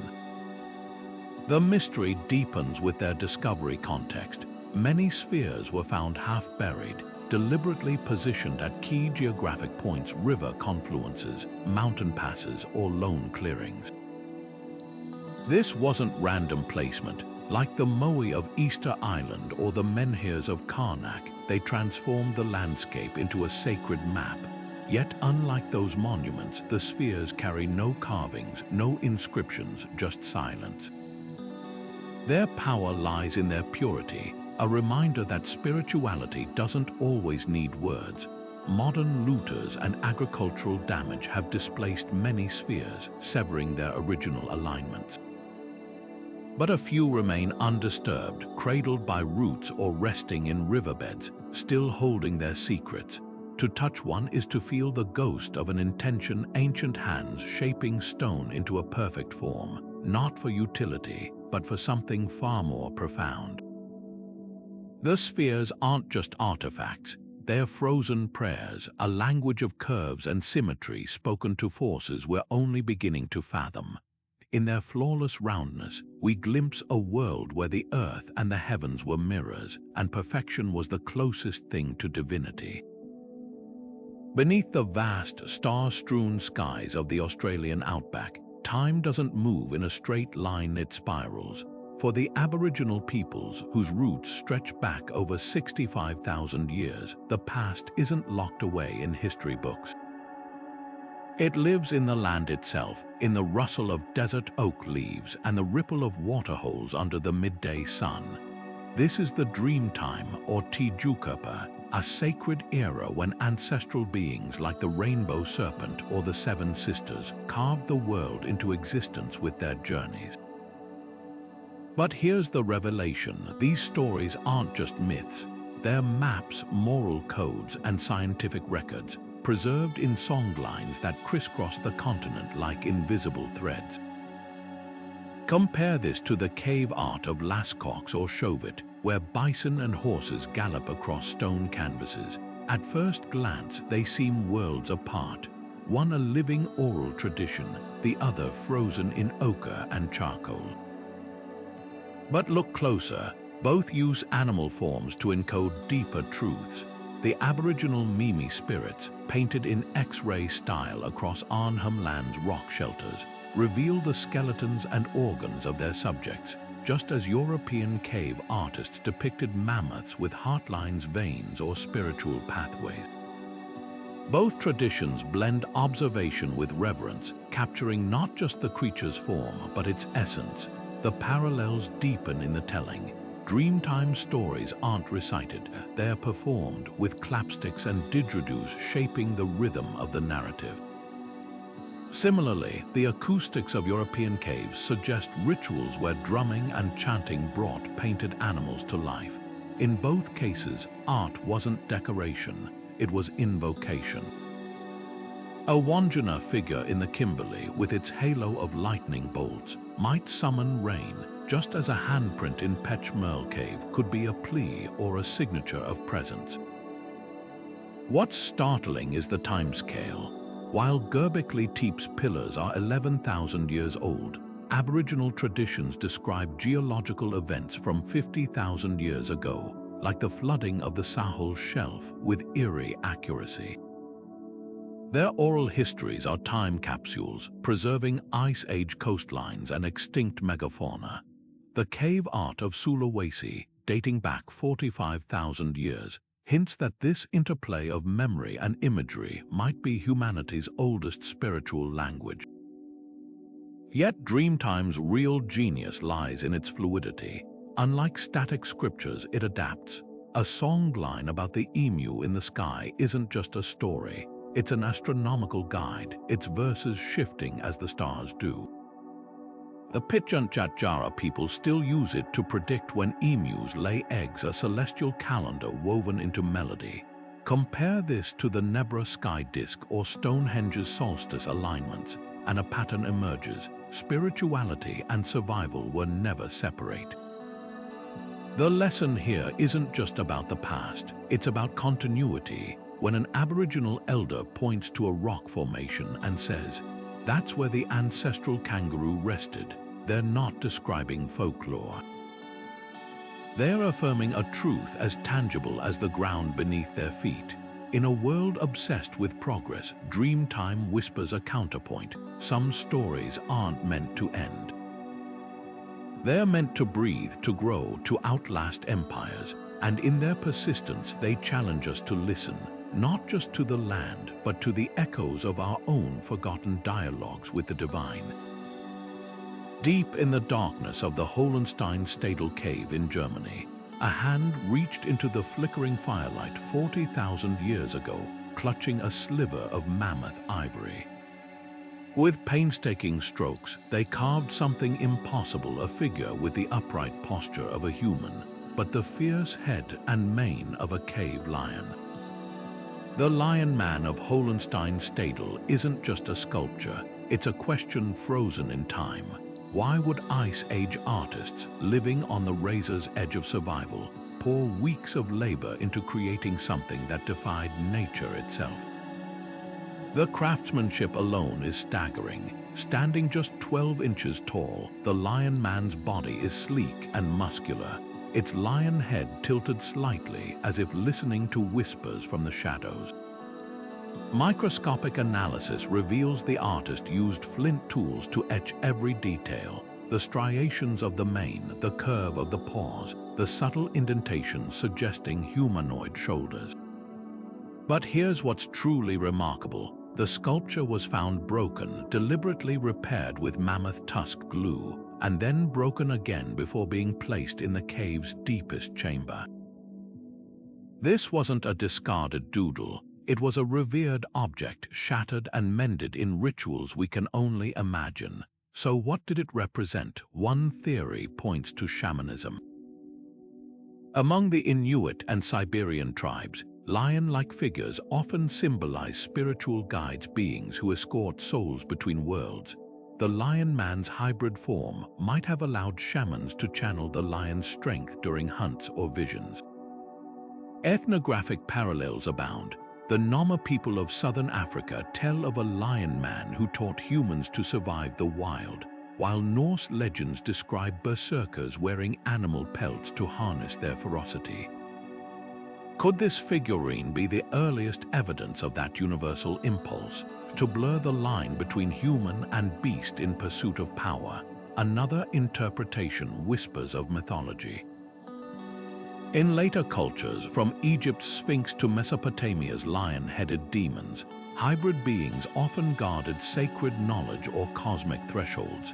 The Lion Man's repaired fractures hint at a narrative, perhaps a hero broken in battle and resurrected, or a deity whose story demanded cyclical destruction.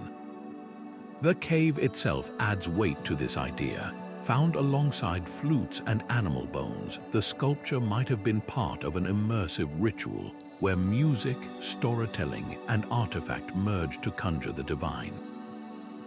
Then there's the most provocative possibility: identity. Some researchers suggest the Lion Man wasn't just a symbol, but a reflection of the artist's own experience. Many indigenous cultures recognize two-spirit individuals, those who embody both masculine and feminine energies, human and animal traits. The Lion Man's ambiguity, neither fully human nor fully beast, could represent an early acknowledgement of fluidity, a sacred middle ground between categories. What lingers isn't just the mystery of its purpose, but the miracle of its survival. Carved at the height of the last ice age, when glaciers loomed and cave lions still prowled Europe, the Lion Man endured climate collapse, human migrations, and millennia of silence. Its very existence shatters the stereotype of prehistoric people as mere survivalists. They were philosophers, storytellers, seekers, people who looked at a piece of ivory and saw not just a tool, but a bridge to the unseen. To hold the Lion Man today, though no one ever will, it's kept under museum glass, is to cradle a fragment of humanity's first spiritual awakening. It asks us across 40,000 years the same question it asked its makers: What do you become when you dare to dream beyond the boundaries of flesh and bone? At the ancient city of Hierapolis in modern-day Turkey, a gaping crevice in the earth still exhales invisible death. Known as the Plutonium or Gate to Hell, this natural cave emits clouds of carbon dioxide so dense that birds flying too close drop lifeless to the ground. Yet 2,000 years ago, priests of Cybele would stride barefoot into this toxic haze during ceremonies, emerging unharmed as crowds watched in awe. How the secret lies in a chilling marriage of geology and divine theater, one that reveals how prehistoric societies transformed lethal landscapes into sacred thresholds. The science behind the plutonium is as precise as it is deadly. Carbon dioxide, heavier than air, pools in the depression like an invisible lake, suffocating anything at ground level. But the gas disperses just inches higher, a fact the priests exploited.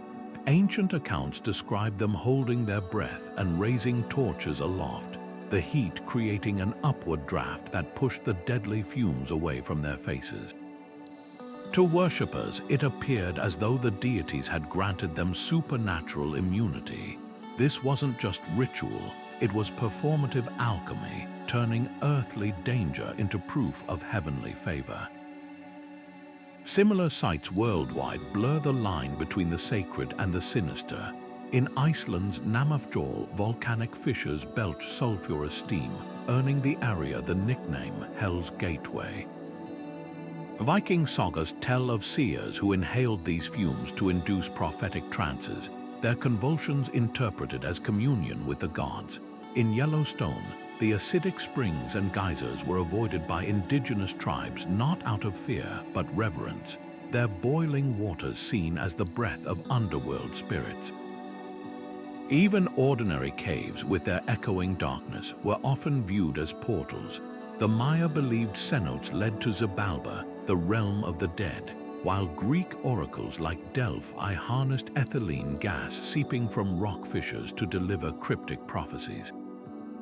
What unites these sites is a universal human impulse to interpret the unexplained as evidence of the divine. When the earth trembled or gases rose, our ancestors didn't see random geology, they saw intention. A hot spring wasn't just water heated by magma, it was a god's tears. A volcanic eruption wasn't tectonic shift, it was the wrath of Pele or Hephaestus. This wasn't primitive ignorance, it was a profound ecological spirituality, one that recognized humanity as part of, not separate from, nature's cycles. The legacy of these beliefs lingers in unexpected ways. Modern pilgrims still flock to Iceland's steam vents, tying prayers to nearby trees. In Japan, the sulfurous hells of Beppu are now therapeutic onsens, where the same forces once feared are embraced for healing. Even carbon dioxide, the silent killer of Hierapolis, is used today in medical anesthesia, a secular resurrection of its ancient role as a bridge between states of being. Standing at the plutonium's edge today, the lesson isn't how the priests tricked their followers. It's how they understood something we've often forgotten, that the sacred isn't separate from the natural world. It's hidden in plain sight in the swirl of toxic vapors, the rumble of the earth, the silent drift of constellations overhead. The gate to hell wasn't just a spectacle. It was a mirror reflecting humanity's oldest quest, to find meaning in the forces that defy our control, and to walk, however briefly, in the footsteps of the divine. At Göbekli Tepe, where towering limestone pillars stand like sentinels of forgotten rituals, some of the most haunting carvings aren't of the living but of the dead.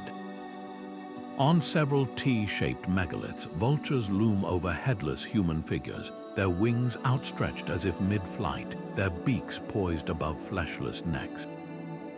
The imagery is jarring, even by prehistoric standards, but these aren't scenes of violence, they're glimpses of a spiritual practice that saw decay not as an end, but as a transformation. Known as sky burial, This ritual exposed the deceased to scavenging birds, allowing flesh to be stripped clean before bones were buried or preserved. What might seem macabre to modern eyes was, for these builders, a sacred return to the cycle of life.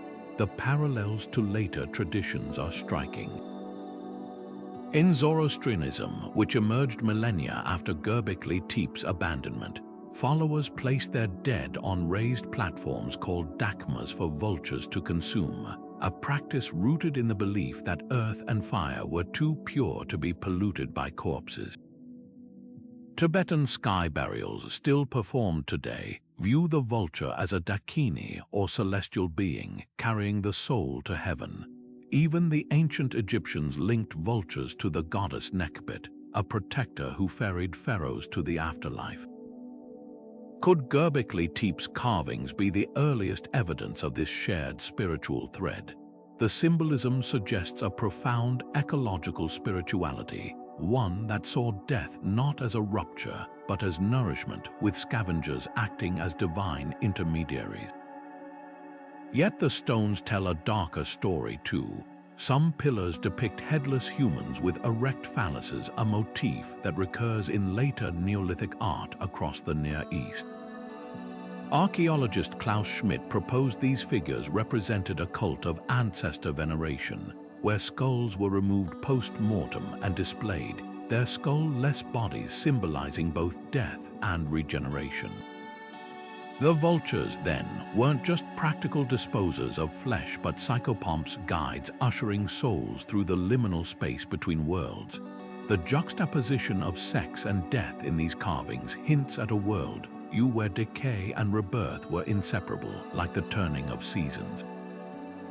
What's chilling is the precision of the imagery. The vulture's feathers are rendered with meticulous detail, their talons gripping the air as if frozen mid-descent. One particularly graphic panel shows a bird pecking at a human head, the eyes and mouth carved in a way that suggests ecstasy rather than agony. This wasn't art meant to horrify, it was instructional, a visual hymn to the transformative power of dissolution. For a society without written language, these carvings may have served as sacred texts, teaching initiates that to be consumed was to be liberated. The practice's endurance is equally fascinating.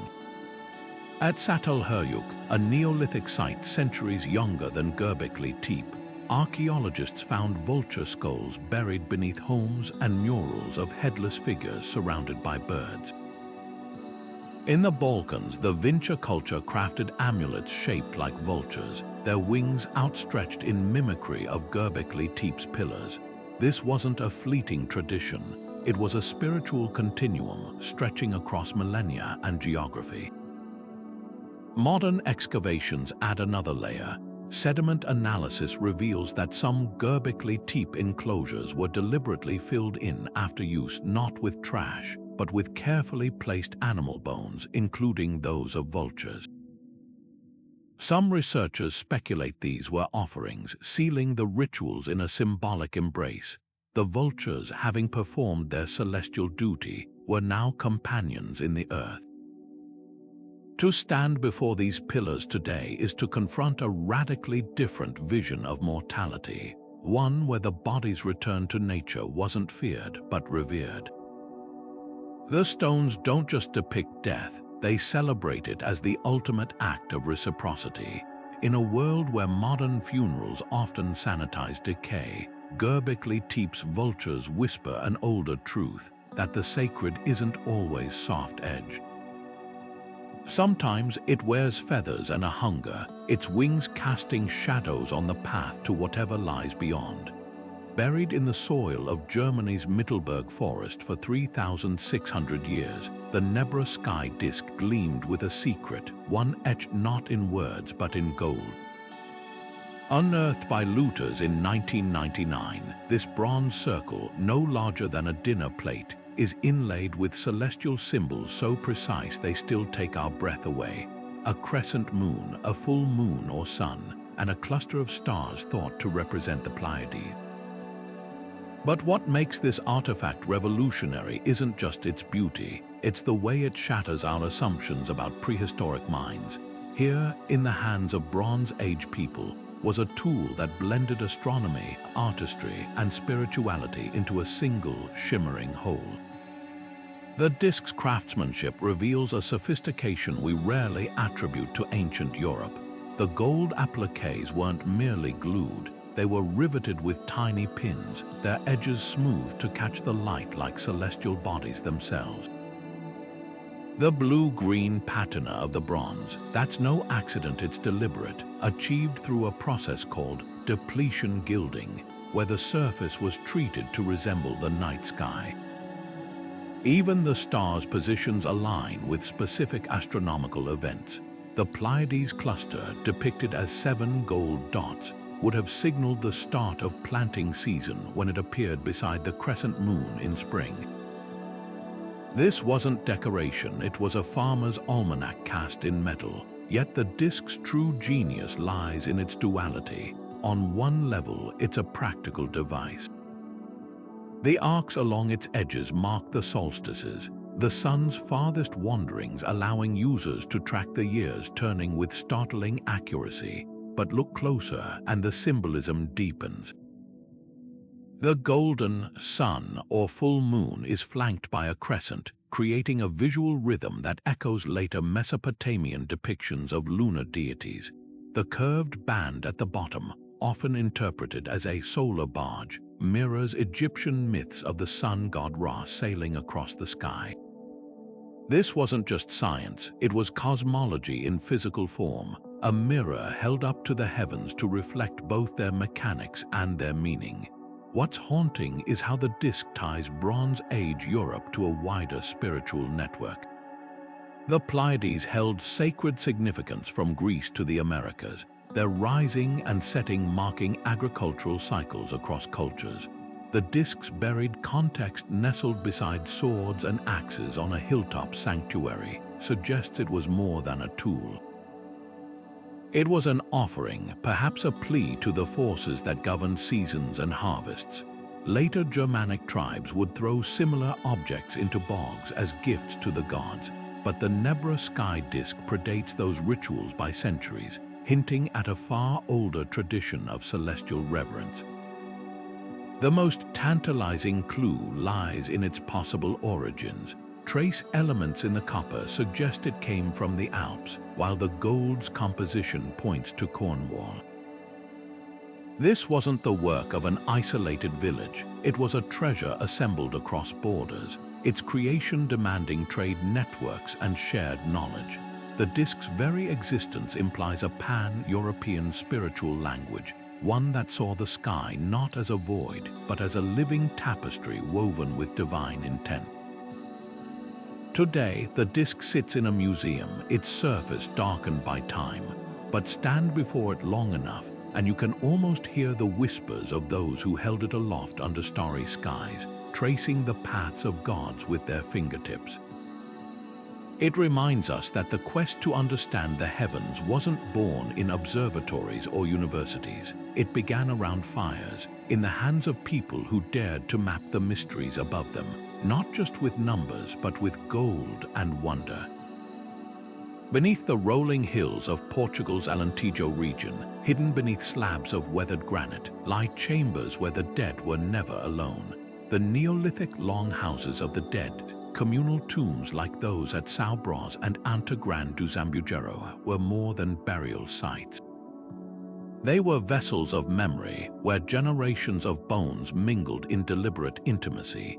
Picture this: a family or community returns to the same tomb century after century, each new burial carefully arranged alongside the weathered remains of those who came before. Skulls might be grouped together in one corner, long bones stacked like firewood in another. This wasn't haphazard storage, it was a sacred dialogue between the living and the dead, a physical manifestation of the belief that kinship didn't end with the last breath. What's striking is how these tombs mirrored the homes of the living. The elongated, rectangular designs echoed the long houses of Neolithic villages, blurring the line between domestic space and spiritual sanctuary. In death as in life, the community stayed together, but these structures weren't just symbolic. They were practical anchors of identity. In a world without written records, bones became archives. The collective burial ritual transformed individual ancestors into a collective lineage, a tangible chain linking the present to the deep past. The tomb's very architecture reinforced this idea. Massive capstones required communal labor to move, just as the care of the dead required communal memory. The artifacts found inside these tombs whisper of rituals that bound the living and the dead. Red ochre stained the bones, a pigment linked to vitality and rebirth across prehistoric cultures. Ceramic vessels, polished stone axes, and carved idols were placed alongside the deceased, not as grave goods for individual use, but as shared offerings to the ancestors as a whole. Some tombs show evidence of periodic feasts held at their entrances, where the living dined in the presence of their forebears. Imagine the scene, the smell of roasted meat mingling with the damp earth, stories of the departed woven into the fabric of the gathering, children learning their place in a lineage that stretched back further than anyone could fully remember. This practice wasn't unique to Portugal. From the collective tombs of Ireland's Carrow Moor to the gallery graves of France's Morbihan region, Neolithic societies across Europe shared this impulse to merge the dead into a single, enduring community. The Orkney Islands Micho, with its alignment to the winter solstice sunset, suggests these spaces were also portals, places where the living could commune with the ancestors during moments of celestial alignment. The darkness of the tomb, lit only by the year's lowest sun, might have been seen as a crack in the veil between worlds. But here's the profound twist: these tombs weren't static. Bones were often rearranged, curated, even removed. Skulls might be taken out and displayed in homes or carried during ceremonies, their hollow eyes serving as witnesses to oaths or disputes. In some cases, older bones were pushed aside to make room for new burials, their fragments treated not with disrespect, but with the quiet practicality of a family clearing space at a crowded table. This wasn't disposal, it was renewal. The ancestors remained active participants in the community's story, their physical presence a reminder that the past was never truly buried, only waiting to be called upon. What emerges from these silent chambers is a radical redefinition of death. For Neolithic societies, mortality wasn't an erasure. It was a transformation, from individual to ancestor, from memory to myth, from flesh to the bedrock of collective identity. The longhouses of the dead weren't monuments to finality. They were the first libraries, their shelves stacked not with books, but with bones, each one a volume in the epic of a people who refused to let go. And in that refusal, they left us a question: what does it mean to belong to something older than yourself? The tombs whisper back, remember, and you will never be alone. From the flickering torchlight of Paleolithic caves to the silent alignments of megalithic temples, prehistoric spirituality reveals a profound truth: our ancestors were not merely surviving, but seeking. They carved their ore into stone, charted the heavens with naked eye precision, and buried their dead with tender rituals, all in pursuit of meaning. These weren't primitive superstitions, they were the first stirrings of human consciousness grappling with the divine. The handprints pressed onto cave walls, the celestial maps etched into bronze, the bones cradled in sacred earth. Each artifact whispers the same question: what binds us to the cosmos? Consider the sheer diversity of their spiritual expressions. In the shadows of Chauvet cave, hybrid beings like the Lion Man embodied the fluid boundary between human and animal. On Malta's sun-baked islands, temple doors framed solstice sunrises, turning architecture into prayer. The Shang dynasty's oracle bones crackled with messages from ancestors, while the Nasca lines transformed a desert into a celestial hymn. These weren't isolated practices, they were threads in a global tapestry of belief, woven with a shared language of symbolism and ritual. Yet beneath this diversity lies a universal impulse. The Venus figurines, with their exaggerated curves, celebrated the life-giving power of the feminine. The sky burials of Göbekli Tepe honored death as a return to the cycle of nature. The shamans drumming in Siberian snow or the Amazonian brew of ayahuasca sought to bridge realms beyond the visible. Whether through art, astronomy, or altered states, prehistoric cultures were united by a need to transcend the mundane, to touch something greater than themselves. What's haunting is how these ancient questions still resonate. Modern stargazers track the same constellations once painted on cave ceilings. Pilgrims still flock to sacred springs, much like the Celts who offered treasures to watery depths.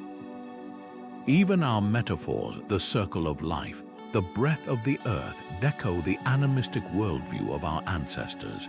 Their spirituality wasn't a relic, it was a foundation, shaping the very frameworks of religion, philosophy, and science that guide us today. As we piece together these fragments of the past, we're not just uncovering lost traditions, we're rediscovering parts of ourselves. The awe that filled a Neolithic farmer watching the winter solstice light pierce Newgrange's tomb is the same wonder that fills us when we peer through a telescope. The grief that shaped a child's plastered skull in Jericho mirrors our own rituals of remembrance. Time may separate us, but the human heart beats to the same rhythms of mystery and meaning. So the next time you gaze at the stars or stand before an ancient artifact, pause for a moment. Listen. Beneath the noise of centuries, you might hear the faintest echo, a voice across the ages, reminding you that the search for the sacred is the oldest story of all. And it's one we're still writing. If this journey through humanity's spiritual dawn resonated with you, share your reflections below. What echoes of the past do you see in our world today? Don't forget to subscribe for more voyages into the untold stories that shape us. The past isn't dead, it's waiting to